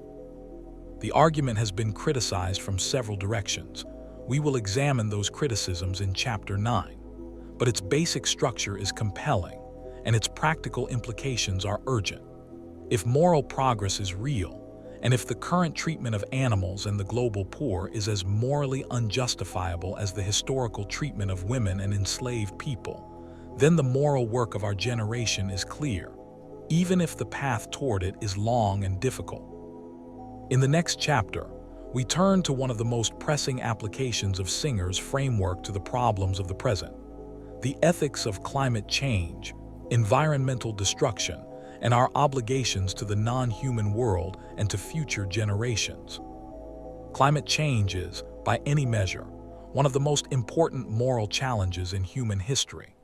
The choices made by the current generation of human beings, choices about energy use, consumption, land management, and political action, will determine the conditions of life for billions of people who have not yet been born, and for countless non-human species that have no voice in the decisions that will determine their fate. Peter Singer has addressed the ethics of climate change and environmental destruction throughout his career, drawing on the same philosophical framework that has guided his work on animals and global poverty. The connections are direct. If the suffering of beings capable of suffering deserves equal moral consideration regardless of their identity, then the suffering of future beings, human and non-human, deserves equal consideration to the suffering of those currently alive. Distance in time, no less than distance in space, is morally irrelevant to the weight of the interests at stake. This chapter examines what Singer's framework implies for the ethics of climate change, environmental destruction, and our obligations to both future generations and to the non-human world. The moral challenge of climate change is unusual in its structure. The costs of the actions that produce it, the benefits of fossil fuel use, of meat consumption, of aviation, of high-consumption lifestyles generally, are borne primarily by people living now in wealthy countries. The costs of those actions, the suffering caused by rising sea levels, more intense extreme weather events, agricultural disruption, species extinction, and the various cascading consequences of a destabilized climate will be borne primarily by people not yet born, and by the global poor who are least responsible for the problem and least equipped to adapt to it. This temporal and geographic asymmetry means that the ordinary mechanisms of human moral psychology, our concern for those close to us, our responsiveness to immediate and visible suffering, our tendency to discount future costs, systematically bias us against taking climate change as seriously as its moral significance demands. Singer's framework cuts through these biases directly. The interests of future beings deserve as much moral weight as the interests of current beings. The suffering of distant people deserves as much consideration as the suffering of nearby people. Applied to climate change, this principle implies a very strong obligation to reduce emissions, even at significant cost to current consumption. Singer is also attentive to the justice dimensions of climate change that pure utilitarian calculation might miss. The people who will suffer most from climate change are largely people who have contributed least to it: the populations of low-lying nations, of sub-Saharan Africa, of South Asia. The obligation to address climate change is therefore not merely an obligation of prudence or even of benevolence. It is an obligation of justice. Wealthy countries have effectively been borrowing from the atmospheric commons, extracting the benefits of carbon-intensive development while externalizing the costs onto people who had no say in the decision. Singer's framework raises important questions about the moral weight of species extinction, questions that are more complex than they might initially appear. Singer is a sentience-focused utilitarian. What matters morally in his framework is the capacity for subjective experience, for suffering and well-being. This means that the extinction of a species matters morally, in the first instance, because of its impact on the individuals of that species. If a species goes extinct, the suffering of its individual members in the process of extinction matters, and the loss of future individuals who would have lived reasonably good lives matters. But what about the value of biodiversity as such? What about the intrinsic value of the existence of a species, independent of the suffering or well-being of its individual members? This is a question where Singer's framework is more cautious than many environmentalists would like. Singer is skeptical of claims about the intrinsic value of ecosystems or species that are not grounded in the interests of sentient beings. A species of plant or bacterium has no interests in the morally relevant sense. There is nothing it is like to be a species, and the existence or non-existence of a species as such does not cause suffering or well-being to the species. The moral weight of species extinction derives, for Singer, from its impact on sentient individuals, those of the species itself, and those of the many other species whose lives are affected by the disruption of ecological systems in which the extinct species played a role. This is a philosophically coherent position, but it does generate some tensions with the intuitions of many environmental ethicists who feel that biodiversity has a value that goes beyond its contribution to sentient well-being. Singer acknowledges these intuitions, but is not prepared to endorse them as more than intuitions without a more rigorous philosophical foundation. A question that arises naturally in the context of climate ethics is the relationship between individual action and systemic change. What is the appropriate ethical response to climate change for an individual person? Personal carbon reduction, political advocacy, or both? Singer's framework suggests that both matter, but that the relative priority should be assessed by their likely effectiveness. The carbon footprint of a single individual in a wealthy country is, in global terms, tiny. The carbon footprint of the political and economic system that individual participates in is vastly larger. This suggests that the most effective ethical response to climate change, for most individuals, is political, advocacy for policy change, support for political candidates and parties committed to serious climate action, engagement with the systemic levers that determine emissions at scale. This does not mean that individual carbon reduction is morally unimportant. Singer argues that there are good reasons to reduce one's personal carbon footprint, reasons of integrity, of modeling, of contributing to cultural change, even if the direct impact is small. The person who advocates for climate action while living a high-carbon lifestyle is not merely hypocritical. They are also contributing to a cultural norm that makes the social transition to lower carbon lives harder. Dietary change, specifically, the reduction or elimination of meat consumption, is the area of individual behavior where Singer finds the most clear overlap between climate ethics and his animal ethics. Animal agriculture is responsible for a substantial fraction of global greenhouse gas emissions. Estimates range from 14 to 20% of total emissions, with beef production being by far the most carbon-intensive. The elimination of animal products from one's diet, therefore, serves the goals of both climate ethics and animal ethics simultaneously, and is one of the areas where individual action has a relatively direct and measurable impact. Climate change presents Singer's philosophical framework with some of its most challenging applications. It requires extending moral concern across time, to beings who do not yet exist, and across species, to non-human animals whose suffering will be profoundly affected by the choices of the current generation. It requires confronting the gap between the scale of the problem and the limits of individual agency. And it requires taking seriously obligations of justice to those who are least responsible for the problem and most vulnerable to its consequences. Singer's framework is not a complete solution to these challenges. No philosophical framework is, but it provides tools, the principle of equal consideration of interests, the demand for consistency in moral reasoning, the attention to evidence about the actual impacts of our choices on the beings affected by them, that are indispensable for honest engagement with the moral dimensions of the climate crisis. In the next chapter, we turn to Singer's political philosophy, his views on democracy, power, civil disobedience, and the ethics of acting in political as well as individual life. Peter Singer is sometimes characterized, by critics and admirers alike, as a philosopher of individual ethics, a thinker whose primary concern is with what individuals should do with their money, their diet, their consumer choices.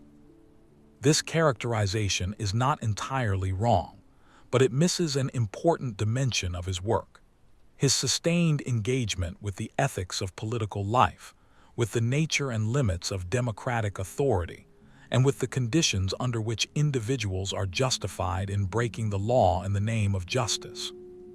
Singer's political philosophy is less systematic than his work in applied ethics, and he would be the first to acknowledge that his primary expertise and his most significant contributions lie in the applied ethics domain. But his political thinking is coherent, interesting, and in important ways connected to his broader ethical framework. In this chapter, we will examine Singer's views on democracy and its limits, his account of civil disobedience, his thinking about the ethics of institutional life, and his engagement with the political dimensions of the moral issues he has addressed throughout his career. Singer's attitude toward democracy is one of qualified endorsement. He regards democratic institutions as, in general, the political arrangements best suited to the protection of the interests of all citizens, because they provide mechanisms for the peaceful resolution of conflicts, for the correction of leaders who abuse power, and for the gradual incorporation of the interests and preferences of all members of the political community into collective decisions. But his endorsement of democracy is not uncritical. He is acutely aware of the ways in which democratic institutions can be captured by the interests of powerful minorities, can be manipulated by demagogues who appeal to the worst instincts of electorates, and can systematically fail to represent the interests of those who are excluded from political participation, future generations, non-citizen residents, people in other countries, and animals. Singer is also critical of the tendency to treat democratic decision-making as a substitute for moral reasoning. The fact that a majority has voted for a particular policy does not, by itself, make that policy morally right. Democracies have endorsed slavery, the persecution of minorities, and the denial of rights to women. The legitimacy of democratic outcomes depends, in part, on the quality of the deliberative process that produces them, on whether citizens are genuinely informed, whether all affected interests are represented, whether the process is free from manipulation and corruption. On civil disobedience, the deliberate, public violation of law as a form of moral and political protest, Singer has a developed and philosophically interesting position. He distinguishes between two kinds of civil disobedience. The first is disobedience in the tradition of Thoreau, Gandhi, and Martin Luther King. Disobedience that appeals to principles that the legal system already nominally endorses, but fails to apply consistently. This kind of disobedience aims not to overthrow the legal and political system, but to hold it to its own professed standards. It is characteristically nonviolent, public, and accompanied by willingness to accept legal consequences as a demonstration of good faith. The second kind is more radical, disobedience that challenges the fundamental principles of the legal and political system, rather than appealing to those principles. Singer is more cautious about this kind of disobedience, though he does not rule it out entirely. He argues that it is justified in cases where the legal and political system is so fundamentally unjust that appealing to its own standards is pointless, and where the harm being resisted is sufficiently severe to justify the disruption of public order. His most extensive treatment of civil disobedience comes in the context of animal rights activism, a context where he has sometimes expressed support for direct action tactics that have been legally contentious. He draws a careful distinction between nonviolent illegal action, trespassing on factory farms to document conditions, releasing animals from research facilities, destroying equipment used to cause suffering, and violent action. He endorses the former in some circumstances, while consistently opposing the latter. Singer's political philosophy also includes a sustained reflection on the ethics of individuals within institutions, a question of growing importance as more and more of the significant moral choices in modern life are made not by individuals acting alone, but by corporations, governments, and other large organizations. He is critical of the tendency, especially in corporate culture and in some forms of political philosophy, to treat institutions as morally autonomous agents, with their own logic and their own norms that take precedence over the moral obligations of the individuals who compose them. A corporation that causes harm because its institutional logic demands profit maximization is not absolved of moral responsibility by pointing to the institutional logic.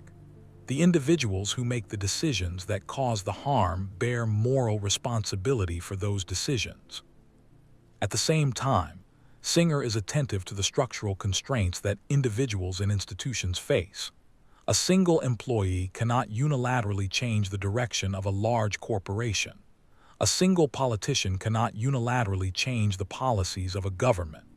The ethics of institutional life requires attending to what is actually possible for individuals in particular positions, as well as to what the ideal outcome would be. His framework suggests that individuals in positions of institutional power have a special obligation to use that power for morally good ends, and that the failure to do so, when the opportunity exists, is a moral failing even if it is a legally permitted one. This applies to politicians who have the power to pass legislation protecting animals or addressing global poverty, to corporate executives who have the power to change business practices that cause harm, and to academic and cultural institutions that have the power to shape the moral discourse of their societies. Singer's political philosophy is, in the end, continuous with his applied ethics, It is driven by the same principle of equal consideration of interests, the same demand for consistency, the same commitment to following the argument wherever it leads. Politics, for Singer, is not a domain where ethical reasoning is suspended in favor of pragmatic calculation. It is one of the most important arenas in which ethical reasoning must be applied, and in which the failure to apply it has the most far-reaching consequences. In the next chapter, we turn to Singer's critics, the philosophers, activists, and ordinary people who have challenged his framework from many different directions, and whose challenges deserve to be taken as seriously as Singer's arguments themselves. No philosopher of genuine significance escapes serious criticism. The critics of Peter Singer are numerous, diverse, and in many cases philosophically sophisticated. They come from every direction, from the religious right and the secular left, from feminist philosophy and disability studies, from political conservatism and radical animal advocacy. They challenge his methodology, his conclusions, his priorities, and his character. And the best of their criticisms deserve to be taken as seriously as Singer's arguments themselves. In this chapter, we will examine the most important criticisms of Singer's work, not as a debating exercise, but as an attempt to understand the genuine limits and genuine achievements of one of the most important moral philosophies of our time. Perhaps the most philosophically fundamental challenge to Singer's framework comes from feminist ethics, specifically from the tradition of care ethics developed by Carol Gilligan, Nell Noddings, Virginia Held, and others. Care ethics argues that the moral tradition that Singer works within, the tradition of impartial, universal, reason-based ethics, systematically undervalues the moral significance of particular relationships, care, and emotional responsiveness. The emphasis on impartiality, on giving equal consideration to the equal interests of all affected parties, can seem to demand that we treat our closest relationships as merely contingent, as morally equivalent to the interests of strangers, as obstacles to be managed when they conflict with the demands of universal morality. Care ethicists argue that this is a fundamental misunderstanding of the moral life. Particular relationships, the relationships of parent and child, a friendship of care for the vulnerable, are not merely personal preferences that compete with universal moral demands. They are, in themselves, morally significant. The attention, responsiveness, and love that characterize good caring relationships are genuine moral goods, not merely instrumental to the satisfaction of preferences. A framework that can only accommodate them as exceptions to the rule of impartiality has failed to capture something essential about moral life. Singer's response acknowledges significant force in this critique. He has written, with evident self-reflection, about the importance of personal relationships and the difficulty of reconciling them with the demands of impartial morality. His two-level framework, distinguishing between everyday moral thinking, where personal commitments are appropriate, and critical moral thinking, where we step back to evaluate impartially, is his main resource for navigating this tension. Critics find this response insufficient. They argue that the two-level framework merely relegates the moral importance of relationships to the practical level, while maintaining the theoretical priority of impartiality. The values of care, they insist, should be genuinely integrated into the moral framework, not managed as concessions to human limitation. A second important family of criticism comes from those who find Singer's conclusions too far from ordinary moral experience to be credible, who argue, in effect, that when a philosophical argument leads to conclusions that virtually everyone finds deeply wrong, the conclusions provide stronger evidence against the premises than the premises provide for the conclusions. The philosopher Francis Cam has argued that Singer's dismissal of moral intuitions is too hasty. Our intuitions about particular cases, the intuition that it is worse to actively harm someone than to fail to help them, the intuition that special obligations exist within particular relationships, the intuition that certain rights cannot be traded off against aggregate welfare, are not mere prejudices to be dismissed by philosophical argument. They are, rather, data points about the moral reality that our theories must accommodate. A theory that explains away too many of these data points has probably made a mistake somewhere in its premises. Singer is aware of this criticism, and his responses have become more nuanced over the years. He has moved away from the more extreme demands of his early utilitarianism toward a position that takes seriously the importance of moral intuitions as evidence, while maintaining that they are defeasible, that they can be overridden by sufficiently powerful arguments in the right cases. The question is always, how much evidential weight should intuitions carry, and in what kinds of cases? Singer's answer, that we should follow the argument when the intuitions that conflict with it can be explained as products of bias, limited perspective, or evolutionary programming rather than genuine moral insight, is principled, but its application is inevitably contentious.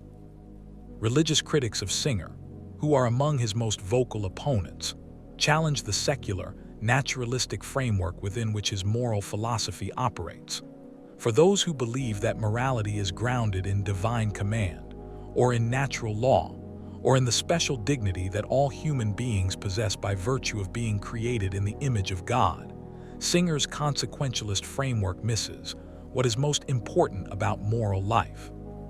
Singer's response to religious critiques is consistent. In a pluralistic society, moral arguments must be made on terms accessible to all, not only to those who share particular religious commitments. This does not mean that religious perspectives have nothing to contribute to moral debate. It means that the contribution must be translatable into terms that do not require acceptance of specific theological doctrines. He also challenges the internal consistency of religious moral positions. The principle of the sanctity of human life, as typically deployed in religious bioethics, has implications that even its religious defenders are unwilling to fully embrace. It implies that there is no morally relevant difference between a fertilized egg and a born person, a conclusion that contradicts the considered judgments of most people, including many religious believers. The attempt to maintain the formal principle, while avoiding its most uncomfortable implications, requires distinctions that Singer finds difficult to justify on the principle's own terms. A critique of Singer's work that comes from a very different direction, from the tradition of radical political philosophy and development studies, challenges his focus on individual charity and effective altruism as a response to global poverty. Critics in this tradition, including philosophers like Iris Marion Young, political theorists like Jason Hickel, and development economists like Dambisa Moyo, argue that Singer's framework is fundamentally depoliticizing.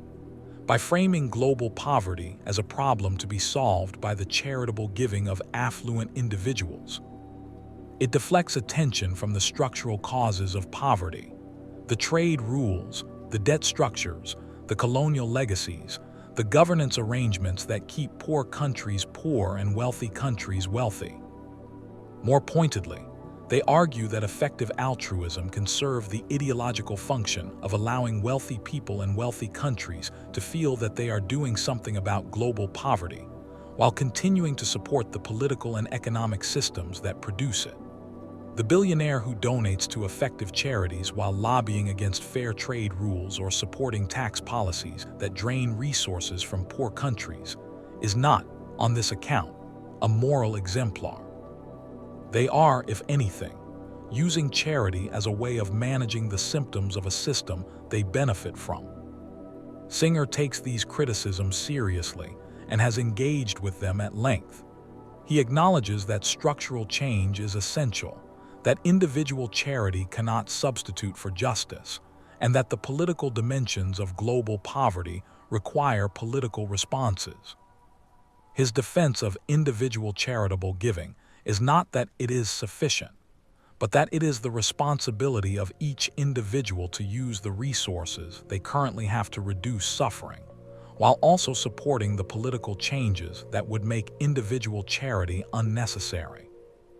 A criticism that comes from within the effective altruism movement, and that has generated intense debate in recent years, concerns the movement's increasing engagement with long-termism, the view that we should prioritize the welfare of future generations, potentially at the expense of present suffering.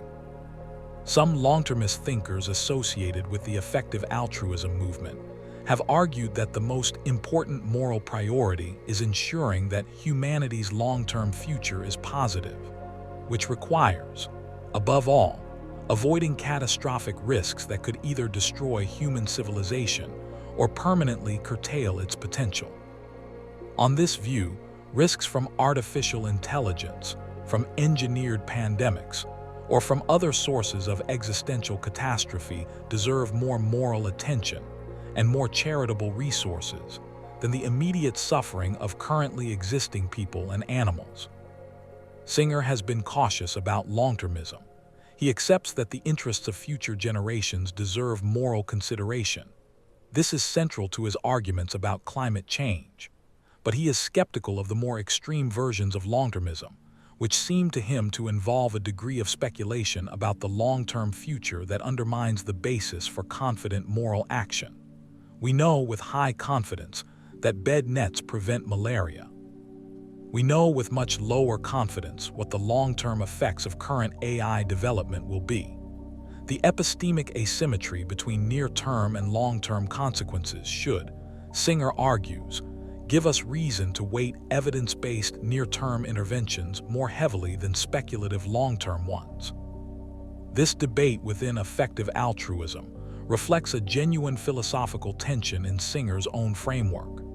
The tension between the enormous weight that long-termism gives to speculative future suffering and the concrete, evidenced, immediate suffering that Singer has always taken as his primary moral concern. The criticisms we have examined in this chapter are serious, and none of them can be dismissed. Singer's framework, for all its rigor, its internal consistency, and its practical impact, faces genuine challenges from multiple directions. What is clear is that these challenges do not undermine the basic project, the attempt to apply consistent, reason-based moral reasoning to the most pressing problems of our time. They complicate it, refine it, and in some cases push it in directions that Singer himself has not always anticipated. But the fundamental enterprise, the enterprise of taking seriously the suffering of all beings capable of suffering, of demanding consistency in our moral reasoning, of following the argument wherever it leads, remains as important and as urgent as it has ever been. In the final chapter, we turn to Singer's legacy and to the question of what his philosophy means for the challenges of the present and the future. We have come a long way in these 10 chapters. We began in post-war Vienna with the birth of a philosopher whose family history gave him a direct and personal connection to one of the central questions of ethics. What is the basis for deciding who counts morally? We trace the development of his ideas through Oxford, through Melbourne, through 5 decades of applied moral philosophy that has changed how millions of people think about animals, about poverty, about the beginning and end of human life, about the moral obligations of the affluent, and about the direction of human moral history.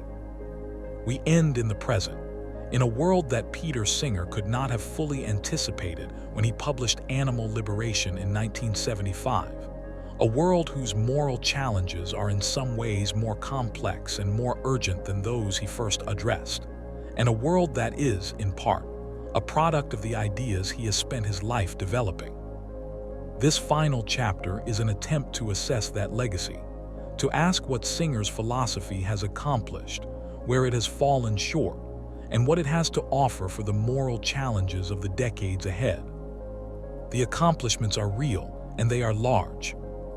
The modern animal welfare movement, one of the most significant moral reform movements of the 20th and 21st centuries, owes its philosophical foundations primarily to animal liberation and to the arguments Singer developed in the years that followed.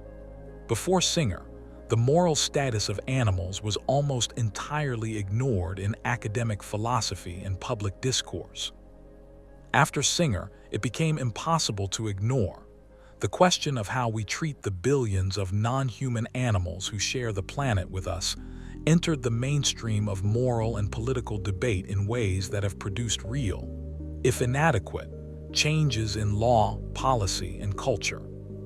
The effective altruism movement, whatever its limitations, has produced an extraordinary amount of concrete good. The billions of dollars it has directed toward evidence-based interventions for global poverty reduction have prevented, by careful calculation, an extraordinary number of preventable deaths.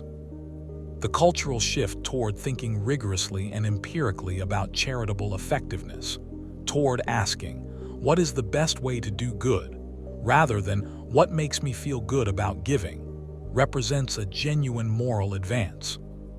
The field of bioethics, which has become an indispensable part of medical education, hospital governance, and legislative deliberation around the world, was shaped in important ways by Singer's work. The willingness of contemporary bioethicists to engage honestly with difficult questions about the beginning and end of life, about the ethics of resource allocation, about the moral status of different kinds of patients, a willingness that was far less common before Singer's generation, owes a significant debt to the arguments he made. And perhaps most fundamentally, Singer demonstrated over 50 years of public philosophical work that it is possible for a philosopher to engage seriously and rigorously with the most pressing moral questions of the time, to communicate those arguments clearly and accessibly to a general audience, and to change how people think and how they act. This is not a small thing. Philosophy can change the world. Singer is evidence of it.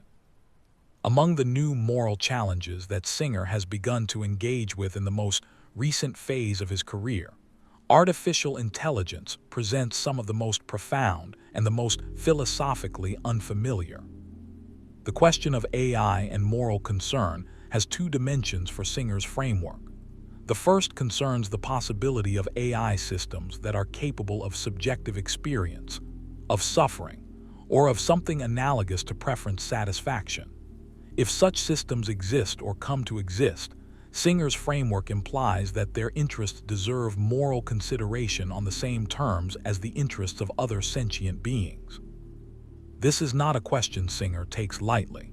He approaches it with appropriate philosophical caution, acknowledging that we do not currently have good grounds for attributing rich subjective experience to existing AI systems, while also insisting that the question deserves serious attention as AI systems become more sophisticated.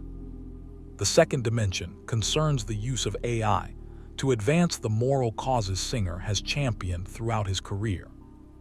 AI systems capable of complex reasoning and large-scale information processing could, in principle, be enormously powerful tools for identifying the most effective interventions for reducing suffering, for predicting the consequences of policy choices, and for making the invisible suffering of animals and distant humans more visible and emotionally salient to people who might otherwise ignore it. Singer has expressed cautious optimism about the potential for AI to serve these purposes. Peter Singer was born in 1946. As of the time of these films, he is in his late 70s, still writing, still lecturing, still engaged with the philosophical and political questions that have occupied him for more than 5 decades. The arc of his career is unusual among philosophers. Most thinkers produce their most original work in their 30s and 40s, and spend the remainder of their careers elaborating and defending positions they established early. Singer has been more continuously productive and more continuously willing to revise his thinking in response to new arguments and new evidence. His engagement with the effective altruism movement in the 2000s and 2010s represented a genuine development of his earlier arguments about global poverty, not merely a restatement of them. His engagement with questions about AI and long-termism represents a serious attempt to extend his framework to moral territory that did not exist when he began his career. He has also, over his long career, moderated some of his earlier positions without abandoning their foundations. The tone of his later work is, in general, less combative and more sympathetic to the difficulty of moral change than the tone of animal liberation or famine, affluence, and morality. He has become more attentive to the psychological and social obstacles to moral progress, not as excuses for failing to try, but as challenges to be understood and addressed strategically. What has not changed? What is, if anything, more evident in his later work than his earlier work, is his fundamental moral seriousness. The conviction that the suffering of beings capable of suffering deserves to be taken seriously, that consistency in moral reasoning is not optional, that the failure to engage with these demands is a genuine moral failing and not a mere difference of opinion. This remains as central to Singer's work now as it was 50 years ago. It would be a mistake to conclude these 10 chapters with the impression that Singer's philosophical project is complete, that the arguments have been made, the conclusions drawn, and the work of moral philosophy in this domain finished. The project is radically unfinished. The treatment of animals in industrial agriculture continues, at a scale that dwarfs anything that has existed before in human history, and with a degree of suffering that Singer's arguments clearly condemn. The global poor continue to die of preventable causes at rates that Singer's arguments about the obligations of the affluent clearly cannot accommodate. The climate crisis continues to develop in ways that will cause suffering on a scale that is almost impossible to fully comprehend. And the moral discourse of wealthy societies, while more sophisticated, more inclusive, and more attentive to the interests of a wider range of beings than it was 50 years ago, has not yet fully absorbed the implications of the arguments Singer has been making. The circle has expanded. It has not expanded enough. Singer himself would be the first to say this. He is not a philosopher who mistakes intellectual influence for moral achievement. The achievement he is interested in is not the proliferation of citations or the expansion of bioethics departments.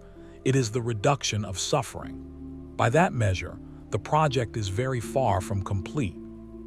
We live in a time of moral confusion and moral urgency. The scale of the challenges we face, climate change, global inequality, the treatment of animals, the development of transformative technologies whose moral implications we do not yet understand is unprecedented. And the tools available to us for thinking about these challenges, the philosophical frameworks, the empirical research, the institutions of moral deliberation, are, by historical standards, extraordinarily sophisticated.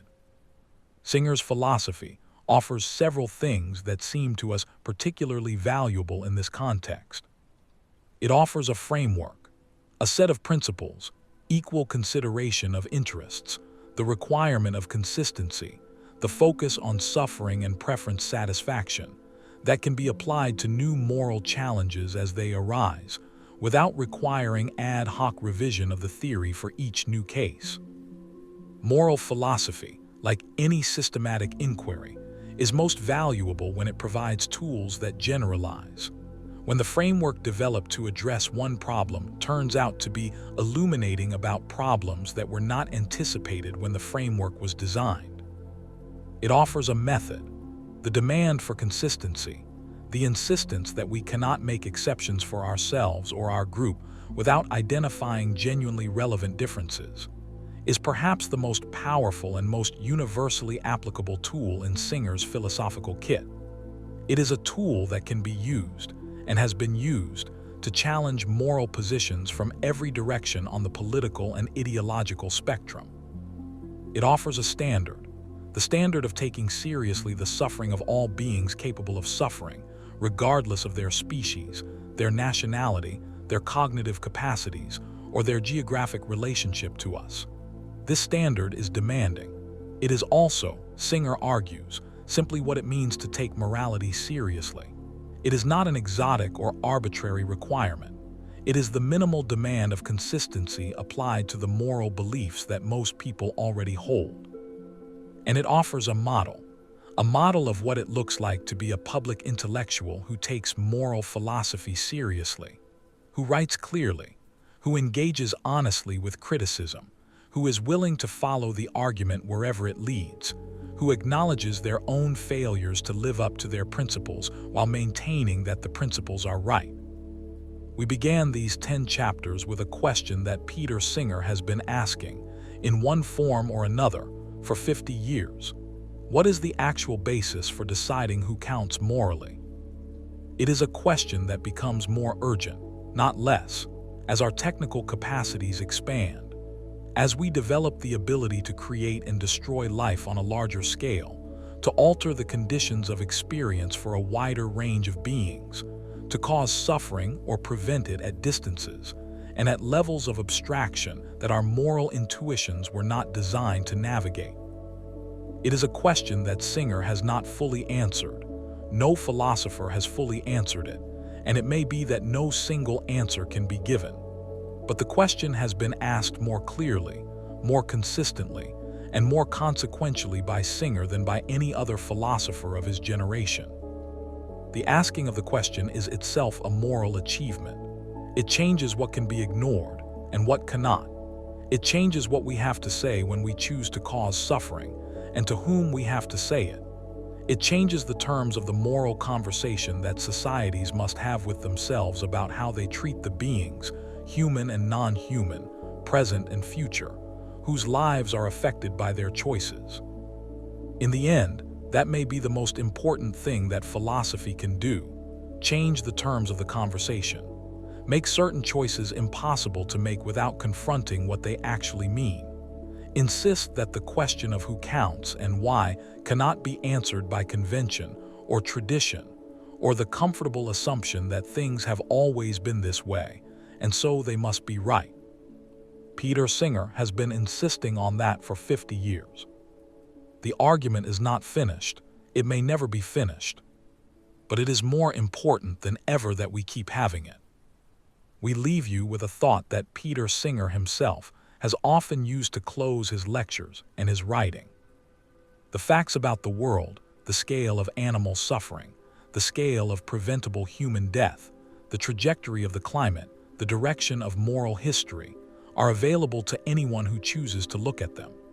The philosophical arguments, the argument for equal consideration of interests, the argument from consistency, the argument that suffering matters regardless of whose suffering it is, are available to anyone who chooses to engage with them. What Singer asks of his audience is neither heroic self-sacrifice nor radical lifestyle transformation, though both of these may be, at the limit, what his arguments require. What he asks, first and most fundamentally, is simply this: look, think, be consistent. If you can do those three things, if you are willing to look at the world honestly, to think about what you see with the tools of careful moral reasoning, and to hold yourself to the standard of consistency that you would expect of others, then the argument does much of the rest of the work. The rest, as Singer has always insisted, is up to you.